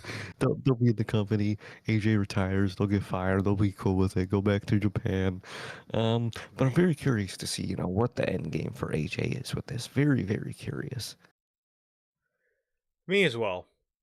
Me as well, man. Asuka breaks up a conversation with Nikki. I almost said Nikki Cross, Nikki Bella, and Io Sky. She breaks up a conversation with them, which then sets up a match later with Nikki and Asuka. Just what I wanted to see. That's exactly what we want to see, man. Yeah, for sure. Raquel Rodriguez. That was one thing that sucked about not having Michael Cole on commentary. They actually called her Raquel Rodriguez, not Rodriguez. Literally.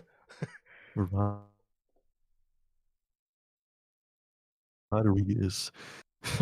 Michael Cole.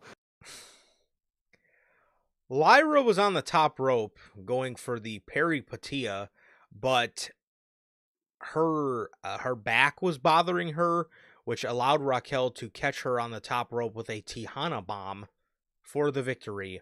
And Raquel wins. And every time Raquel either makes her entrance or wins a match, my ears bleed because when I tell you that has got to be the worst song in WWE right now, I shit you not. That is actually probably the absolute top of the line worst song in WWE at the moment. That one That one actually is so fucking bad, man. I mean, a lot of Def Rebel songs are really fucking bad, but that one, man, that is a different level of atrociousness, bro. Literally, dude. Fucking that theme song is horrible. Don't know why Raquel Rodriguez won here. But yeah, I really don't know why she won here. So, next up we get Penta in the back with Adam Pearce. He says, dude, Penta's dialogue is so funny, bro. The way he like went about talking to Adam Pearce, he's like, "Oh, Pearce, yeah, we need to talk. Come with me." And he like puts his arm around him, and they're like walking. And he's like, "So I have to ask you. Penta comes to WWE, and everyone loves Penta. But I have to ask, why don't you love Penta?" Pearce says, Yeah, "What are you man. talking about? I do love Penta. I'm very impressed with you." And Penta's like, "No, you don't." Um, he asks him for a title shot against Dominic Mysterio, and then Rusev comes in, and somehow this got even funnier. The way he walks up and he just goes, "Pearce, what about the plan?" And Pearce is like, "What plan?" And he's like, "Our plan was for me to crush Sheamus and then win the Intercontinental Championship." And Pearce is like, that was never my plan. And then he tells him that he is wasting his time with demons and clowns. Penta and Rusev get in each other's face, and then Pearce sets up a match later for the first time ever, Pentagon versus Rusev. Collision special. Literally, bro. This segment was this segment did not try to be funny at all, but somehow this segment was fucking hilarious. Just because of both guys being serious, ironically. Really, it is hilarious. Penta is fucking hilarious. Um, just the way he just like goes about saying things is fucking about why don't you love me? Um, very fucking funny, man. And I'm glad, Penta's on TV acknowledging that. I think that's very good. Rusev's hilarious. He's great, and I really like this interaction. It was really fucking good. 100%, bro. 100%. Um, we get the Usos in a backstage segment. This is one of my favorite parts about tonight. So Definitely. Jimmy's dapping up with AJ Styles for some reason. I guess AJ's the cool kid around the block after cutting his pipe bomb, but he's just dapping up with AJ. And Yeah, oh, the homie fuck with AJ, I guess. all the homies do fuck with AJ Styles, bro. What can you say? So he's dapping up with Styles, and then he catches Jay walking out of the arena. He asks him, where are you going? Jay tells Jimmy, "I'm out." Jimmy says, "We got a play to run. LA needs our help tonight." And Jay says, "I don't care. That's not our problem anymore." He says, "LA was trying to get me." That is one of the best things the Usos say. They've said that like for as long as they were in the bloodline. I fucking love when they refer to like somebody trying to attack them as they're trying to get him. I don't know why that's so funny to me, but it was an It's always accident. accidental. Yeah. It's always an accident, and they trying to get me. Or what? Or like when they used to tell Roman, like, I'm going to get him now. Like, it's goated. You know, Goated, bro. hilarious. So he tells Jimmy, he says, LA was trying to get me. Are we supposed to let that slide? He says, we're making sure he's good, but what about me? He says, LA Knight isn't gonna get me my World Heavyweight Championship back. He says, you're here now, so we need to make sure they acknowledge us or we need to smash all of them. Jimmy says, You do not sound like yourself. You kind of sound like Roman. Jay was definitely visibly kind of irritated or ticked off by that comment.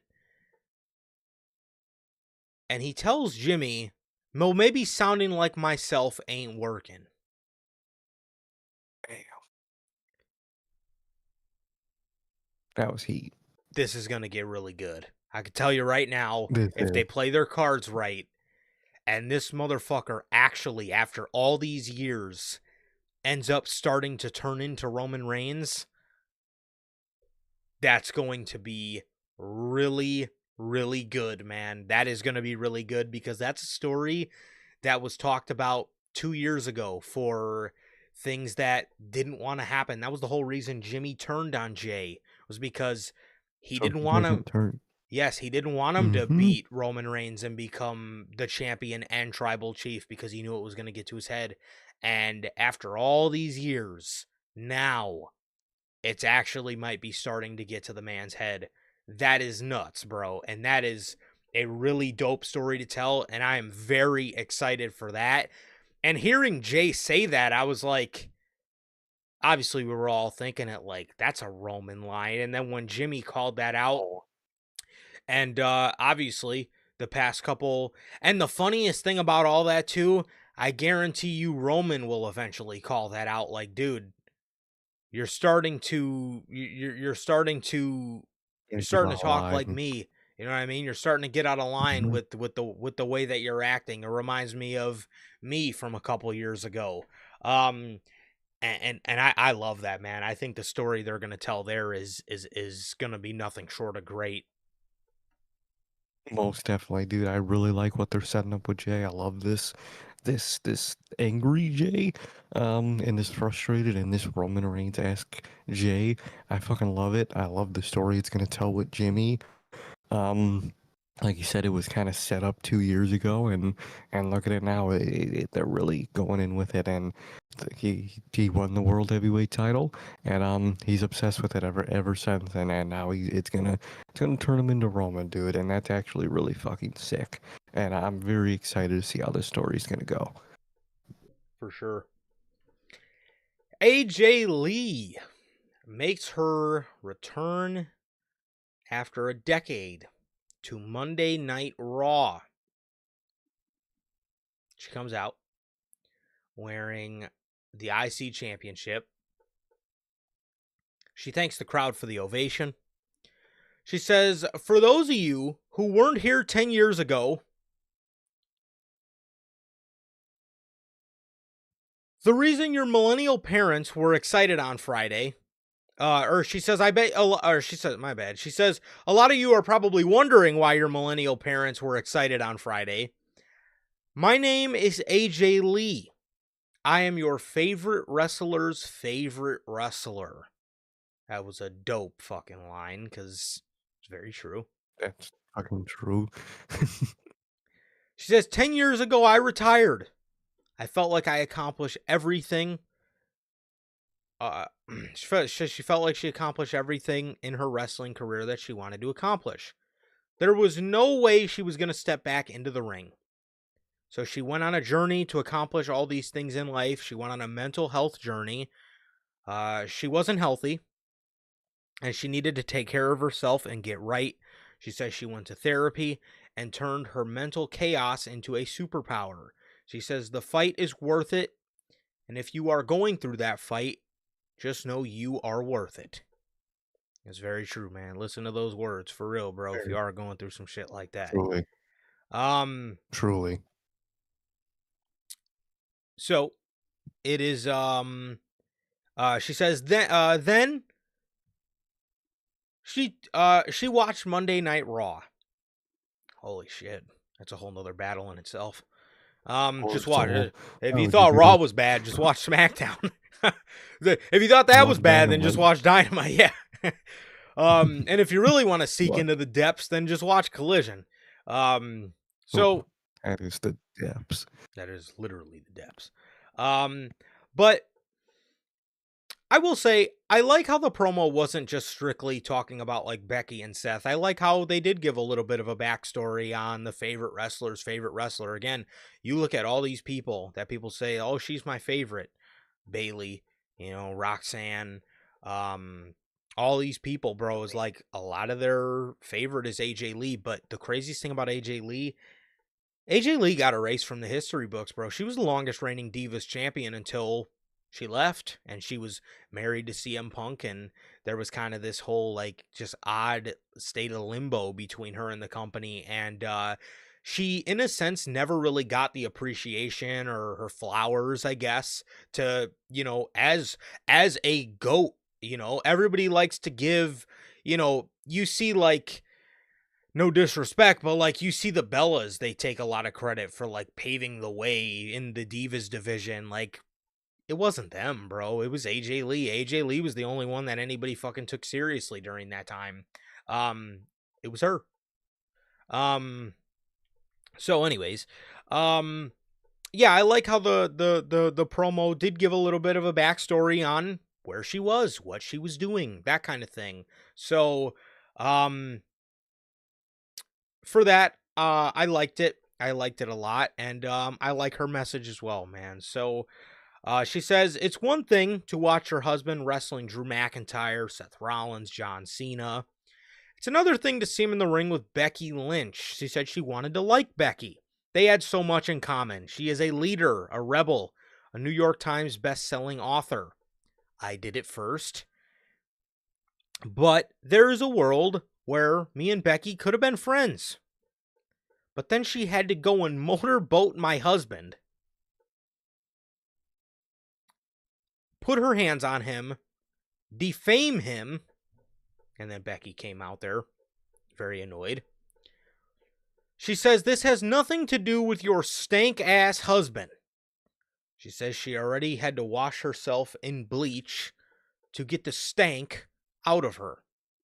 I'll tell you, bro, speaking of stank, when we were at SmackDown, that fucking hallway in Allstate Arena is unfucking defeated. That, talk about stank. Holy shit, man. Oh my god. That thing smells, Is that bro. the Dude, it does. Why on earth do they have the fucking tightest hallways in an arena you could possibly build? Like, dude, why is there not multiple entrances that don't go through the same two fucking hallways? And Bro. it smells, dude. Fucking smells. Oh, horrible. Horrible. Absolutely horrible, Horrible. man. Um, one of the mustiest places on earth, I tell you. Um, Mm-hmm. so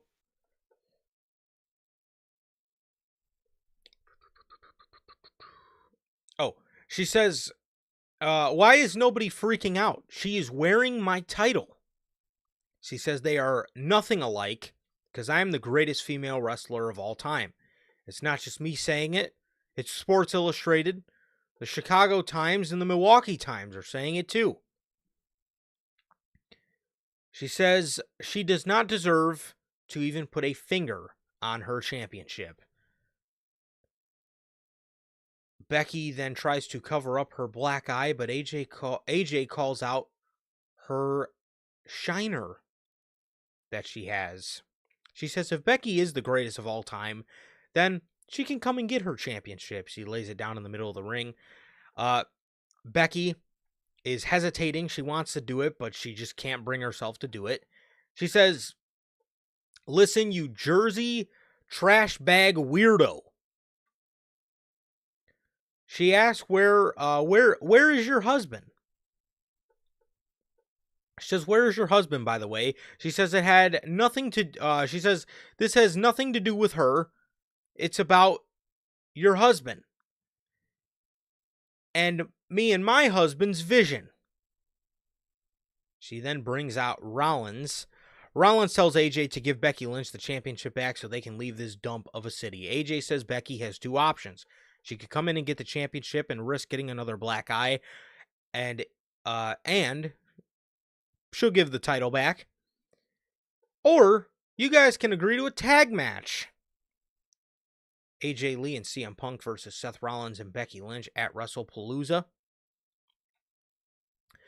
Seth says he's the world heavyweight champion. This is his show. These are my people. I call the shots. And if you're going to walk in the ring and I'm going to walk in the ring and get her title back.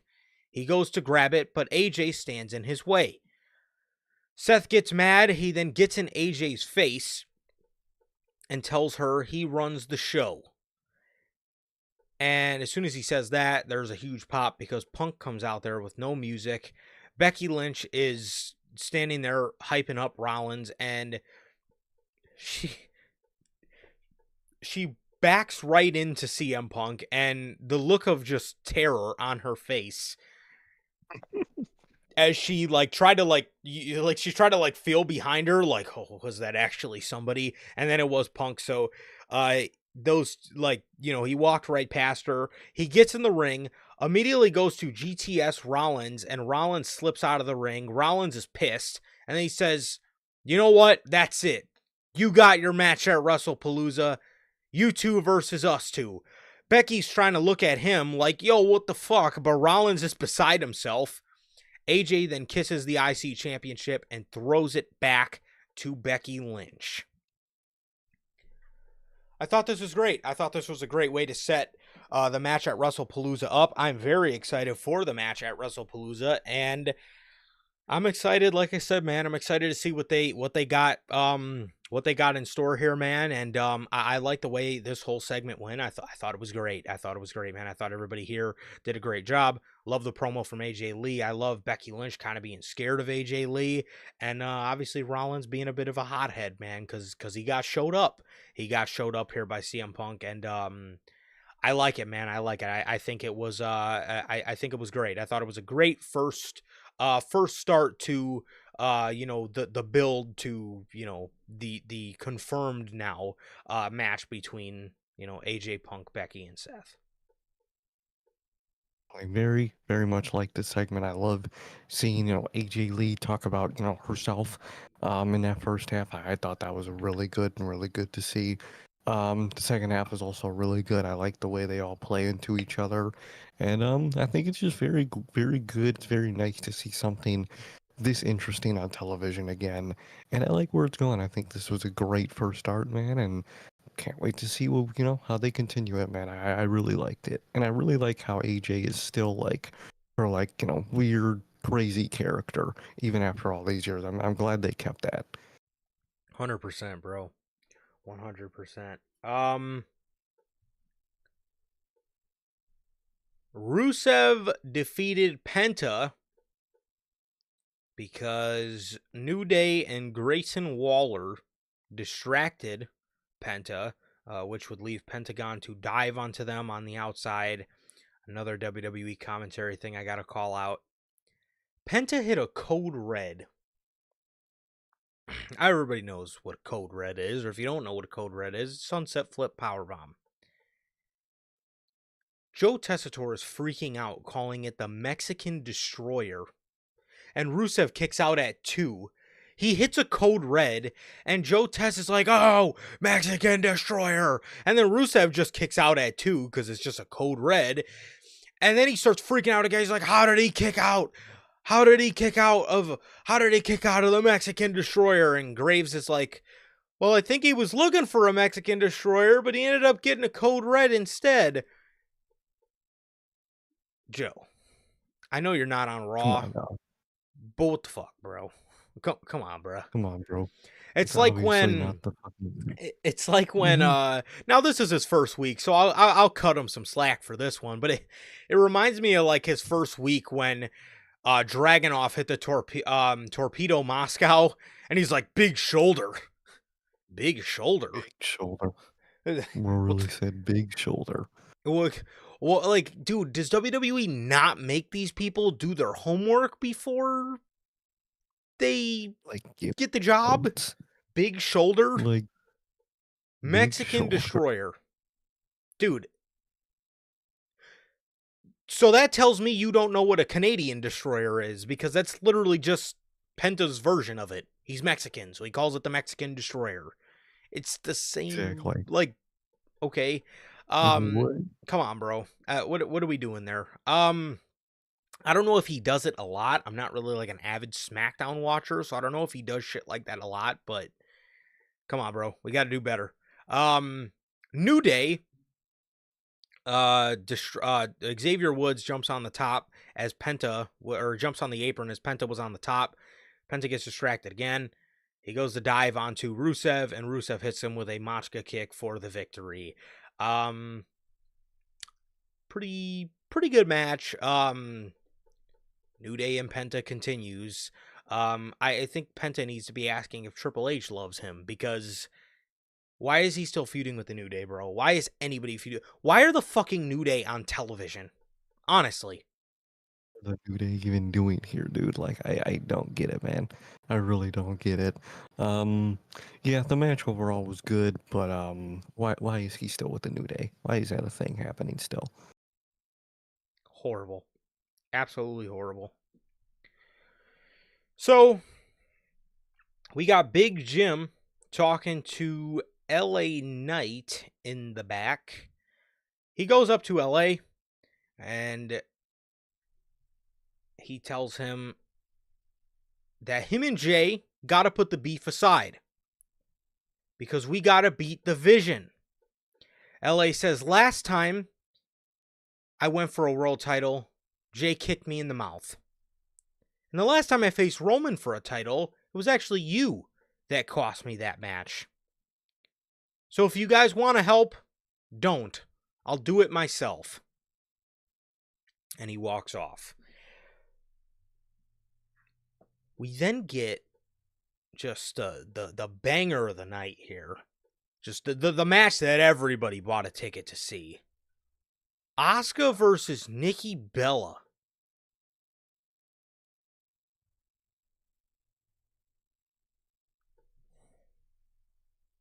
Now, I guess I can't be too upset. Thankfully, this went the right way. And Asuka kind of destroyed her, at least towards the end of this match, bro. Asuka was just... it looked like Asuka was playing 2K, bro, on rookie mode, because she was kind of mopping the floor. She literally just kept hitting her with a bunch of kicks, just toying with her, and then put her in the Asuka lock, and Nikki tapped. So I don't really know what this exactly was supposed to accomplish, but I guess we needed some filler on the show. So yes, Asuka defeated Nikki Bella here in a match. It was a match indeed. It did happen, and it did end. And I'm glad Asuka packed her up. 100%.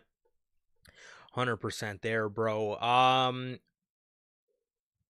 was surprised we got this so late into the show, but we have a Judgment Day backstage segment.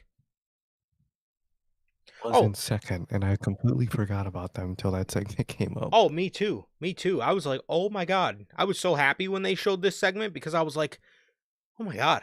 I almost watched a whole show without Judgment Day. And then that made me happy in retrospective because I was like, man, I wonder why this show hasn't been so bad. Also, I know you were telling me a little bit before this, before I forget. Wasn't there, to my knowledge, was there some sort of backstage Bailey segment? Yes, they just had another one of those Bailey, talking to herself with the voices vignette, and I guess they just didn't put it on U.S. audiences for some reason, because I saw on Twitter that it happened. Tried to look for it on Raw, couldn't find it at all. So that's just great. It looked really good. I would just, love to actually, see it on my television. You're darn right. If you want to do like 16 Judgment Day segments backstage every week, now thankfully on this week we only got one. Can you fucking please, for the love of everything, can you please put those as the international grab? Because holy motherfucking shit, man. Oh, dude, please put those on fucking the international things, because whatever, dude. Those are horrible. Oh, they're awful. It's the same thing every week, which is crazy work because Bailey's had some of the best stuff. Like, I know a lot of people don't like it, but I've actually loved what Bailey's been doing. So to keep her off TV, to me, kind of crazy work. Just saying. Literally. So with that, we got the Judgment Day. They're all in the back. Dominic walks up. Finn says, hey man, where have you been all night? You been talking to your new buddy El Grande Americano? Dom says it's a lucha thing that you guys wouldn't understand. I've been talking to him to prepare for my Worlds Collide AAA Mega Championship match. He tells them you guys just wouldn't understand, and he leaves upset. And Roxanne says, I'm going to go talk to him. Okay. Liv, Well, can you please come back so we can fucking get something here?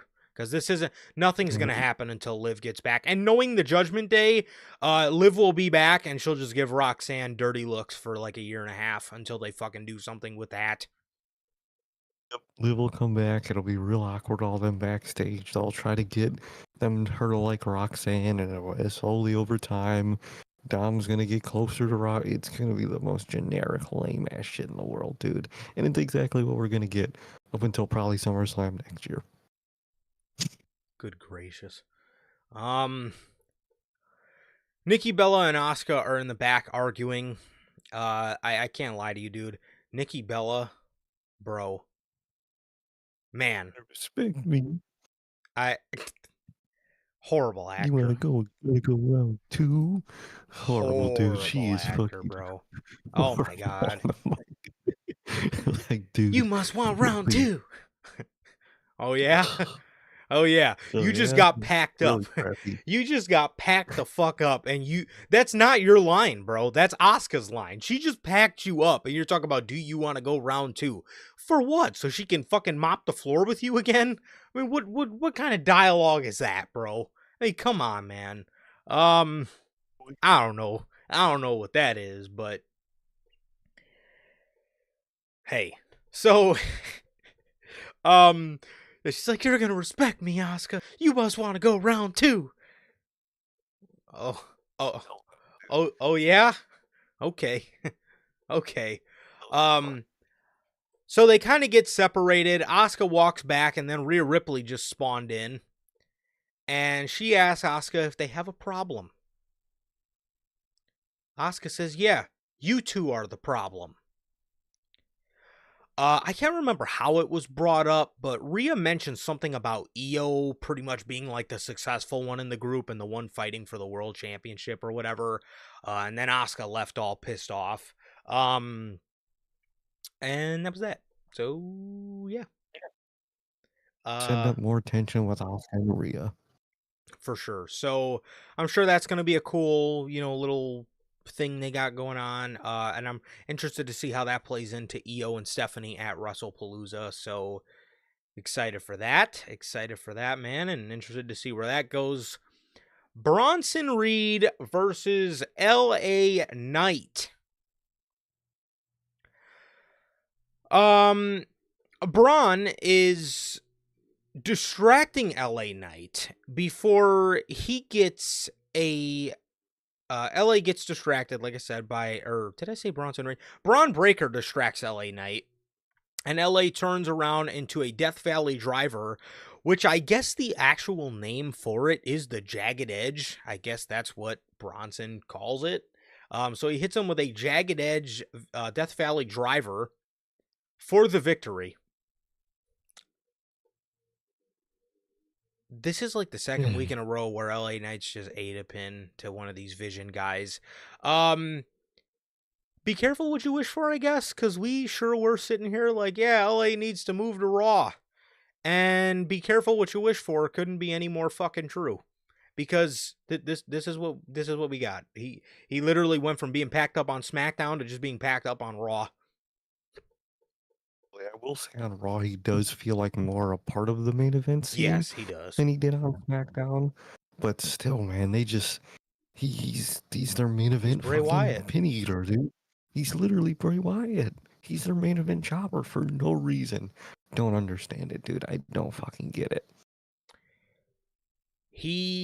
Which is funny because Bray's his greatest rival, but like, they used to do the same shit with Bray, and he used to piss me off to no end. Like, they would have Bray They would have Bray, do all this, just be a great character on television. But when it was time for him to actually win, then they didn't want to fucking ever do anything. It's like, what the fuck, man? What are we doing?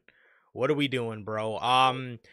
And funny enough, as soon as the MFTs or the Bloodline, whatever you want to call them, as soon as they're off SmackDown now LA's gone. Great. Now that they're literally a non-factor overall to the show, LA's gone. Good lord. You cannot tell me that Triple H likes LA Knight. You just can't. He clearly does not care for him. He does not. That is the most. The fans like him, so I have to use him in some capacity booking I've ever seen in my life. So, afterwards, Jimmy Uso comes out for the save. He dishes out a couple super kicks before getting speared by Braun Breaker. Jey Uso then comes back to save his brother. Jay comes out, starts dishing out a couple super kicks, and then he gets speared by Braun Breaker. LA, they were both about to get double tsunami'd, and LA saves them with a chair. And then the Vision runs off, or the Brawns run off. And LA and LA and Jimmy dap up in the middle of the ring. I was looking at the word dap when I said that. That's why I call him Dimmy. LA and Jimmy, they dap up, and you could hear LA saying like, yo, thanks, man. Thanks for saving me. I appreciate it. And Jimmy is pretty much just like, bro, I told you I got your back, man. We need to, we need to take care of these guys. And they're having a moment. They're having a moment, man. They're appreciating each other. And all of the sudden, LA turns around and gets fucking decked with a spear. And I gotta say,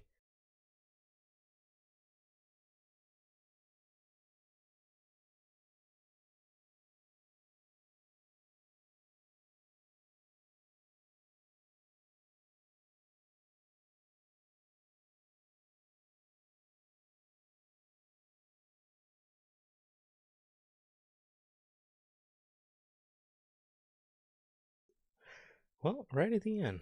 It was nice. Nice. Thanks for crashing the party there. Thanks. Let's see. Never fails. No, bro, you ain't lying.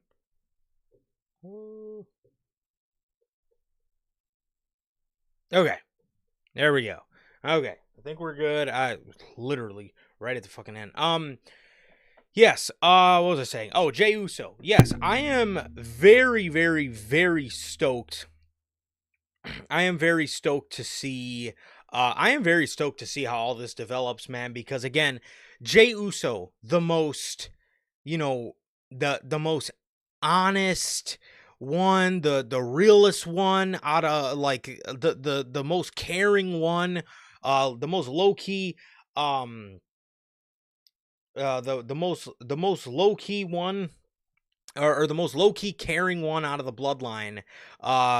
Seemed like the purest member of the bloodline.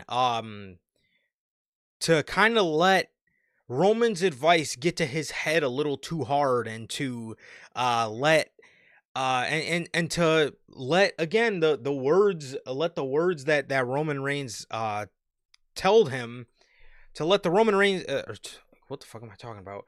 To let the words that Roman Reigns said to him get to his head like that is it's going to be very interesting, and like I said, it's going to be a very, very, very good story to tell, and I am very excited to see how that whole thing goes, and I think it's going to be really good, man. I can't lie to you, and I'm glad they're doing this with Jey Uso. I did not want them to keep Jey in this box where he just yeets and sells merchandise for the rest of his career. I'm glad that they're taking a different route with his story and with his character and the progression of his story.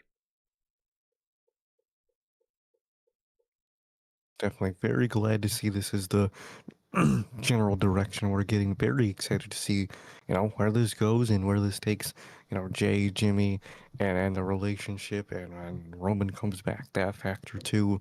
Very excited for all of that. 100%, man, 100%. But Raw ends with the same way it usually does, with a Vision main event and either the baby faces on top or the Vision on top. So, what do you know? Raw. At this point, at that point, honestly, man, the probably the best part of the show was that AJ Lee promo. They honestly probably should have just ended with that. They might as fucking well have. Really should have. They really should have. But yeah, man, that is that. That is that, man, and that is everything for this edition of Unscripted, man. And this has been your 280. It's not 280. This is your 264th edition of NHP Unscripted, man. And thank you guys so very much for joining us here today for another edition of Unscripted. This has been awesome talking about our experience at SmackDown. It's been awesome getting to tap in with you guys, man. Chatting with you guys, bro. Gotti, Colette, Logan. I think my boy Jack was in here. I think he was. Yes, he was. Awesome, bro. Awesome, man. But yeah, that is everything, man. That is everything. So, with that being said, it has been always a pleasure for my Johnny.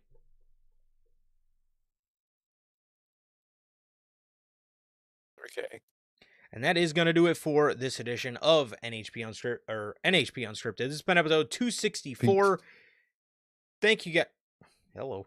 Thank you guys so very much. Again, thank you guys. We love you guys. Please like, comment, and subscribe. And we will see you all on Friday with the news.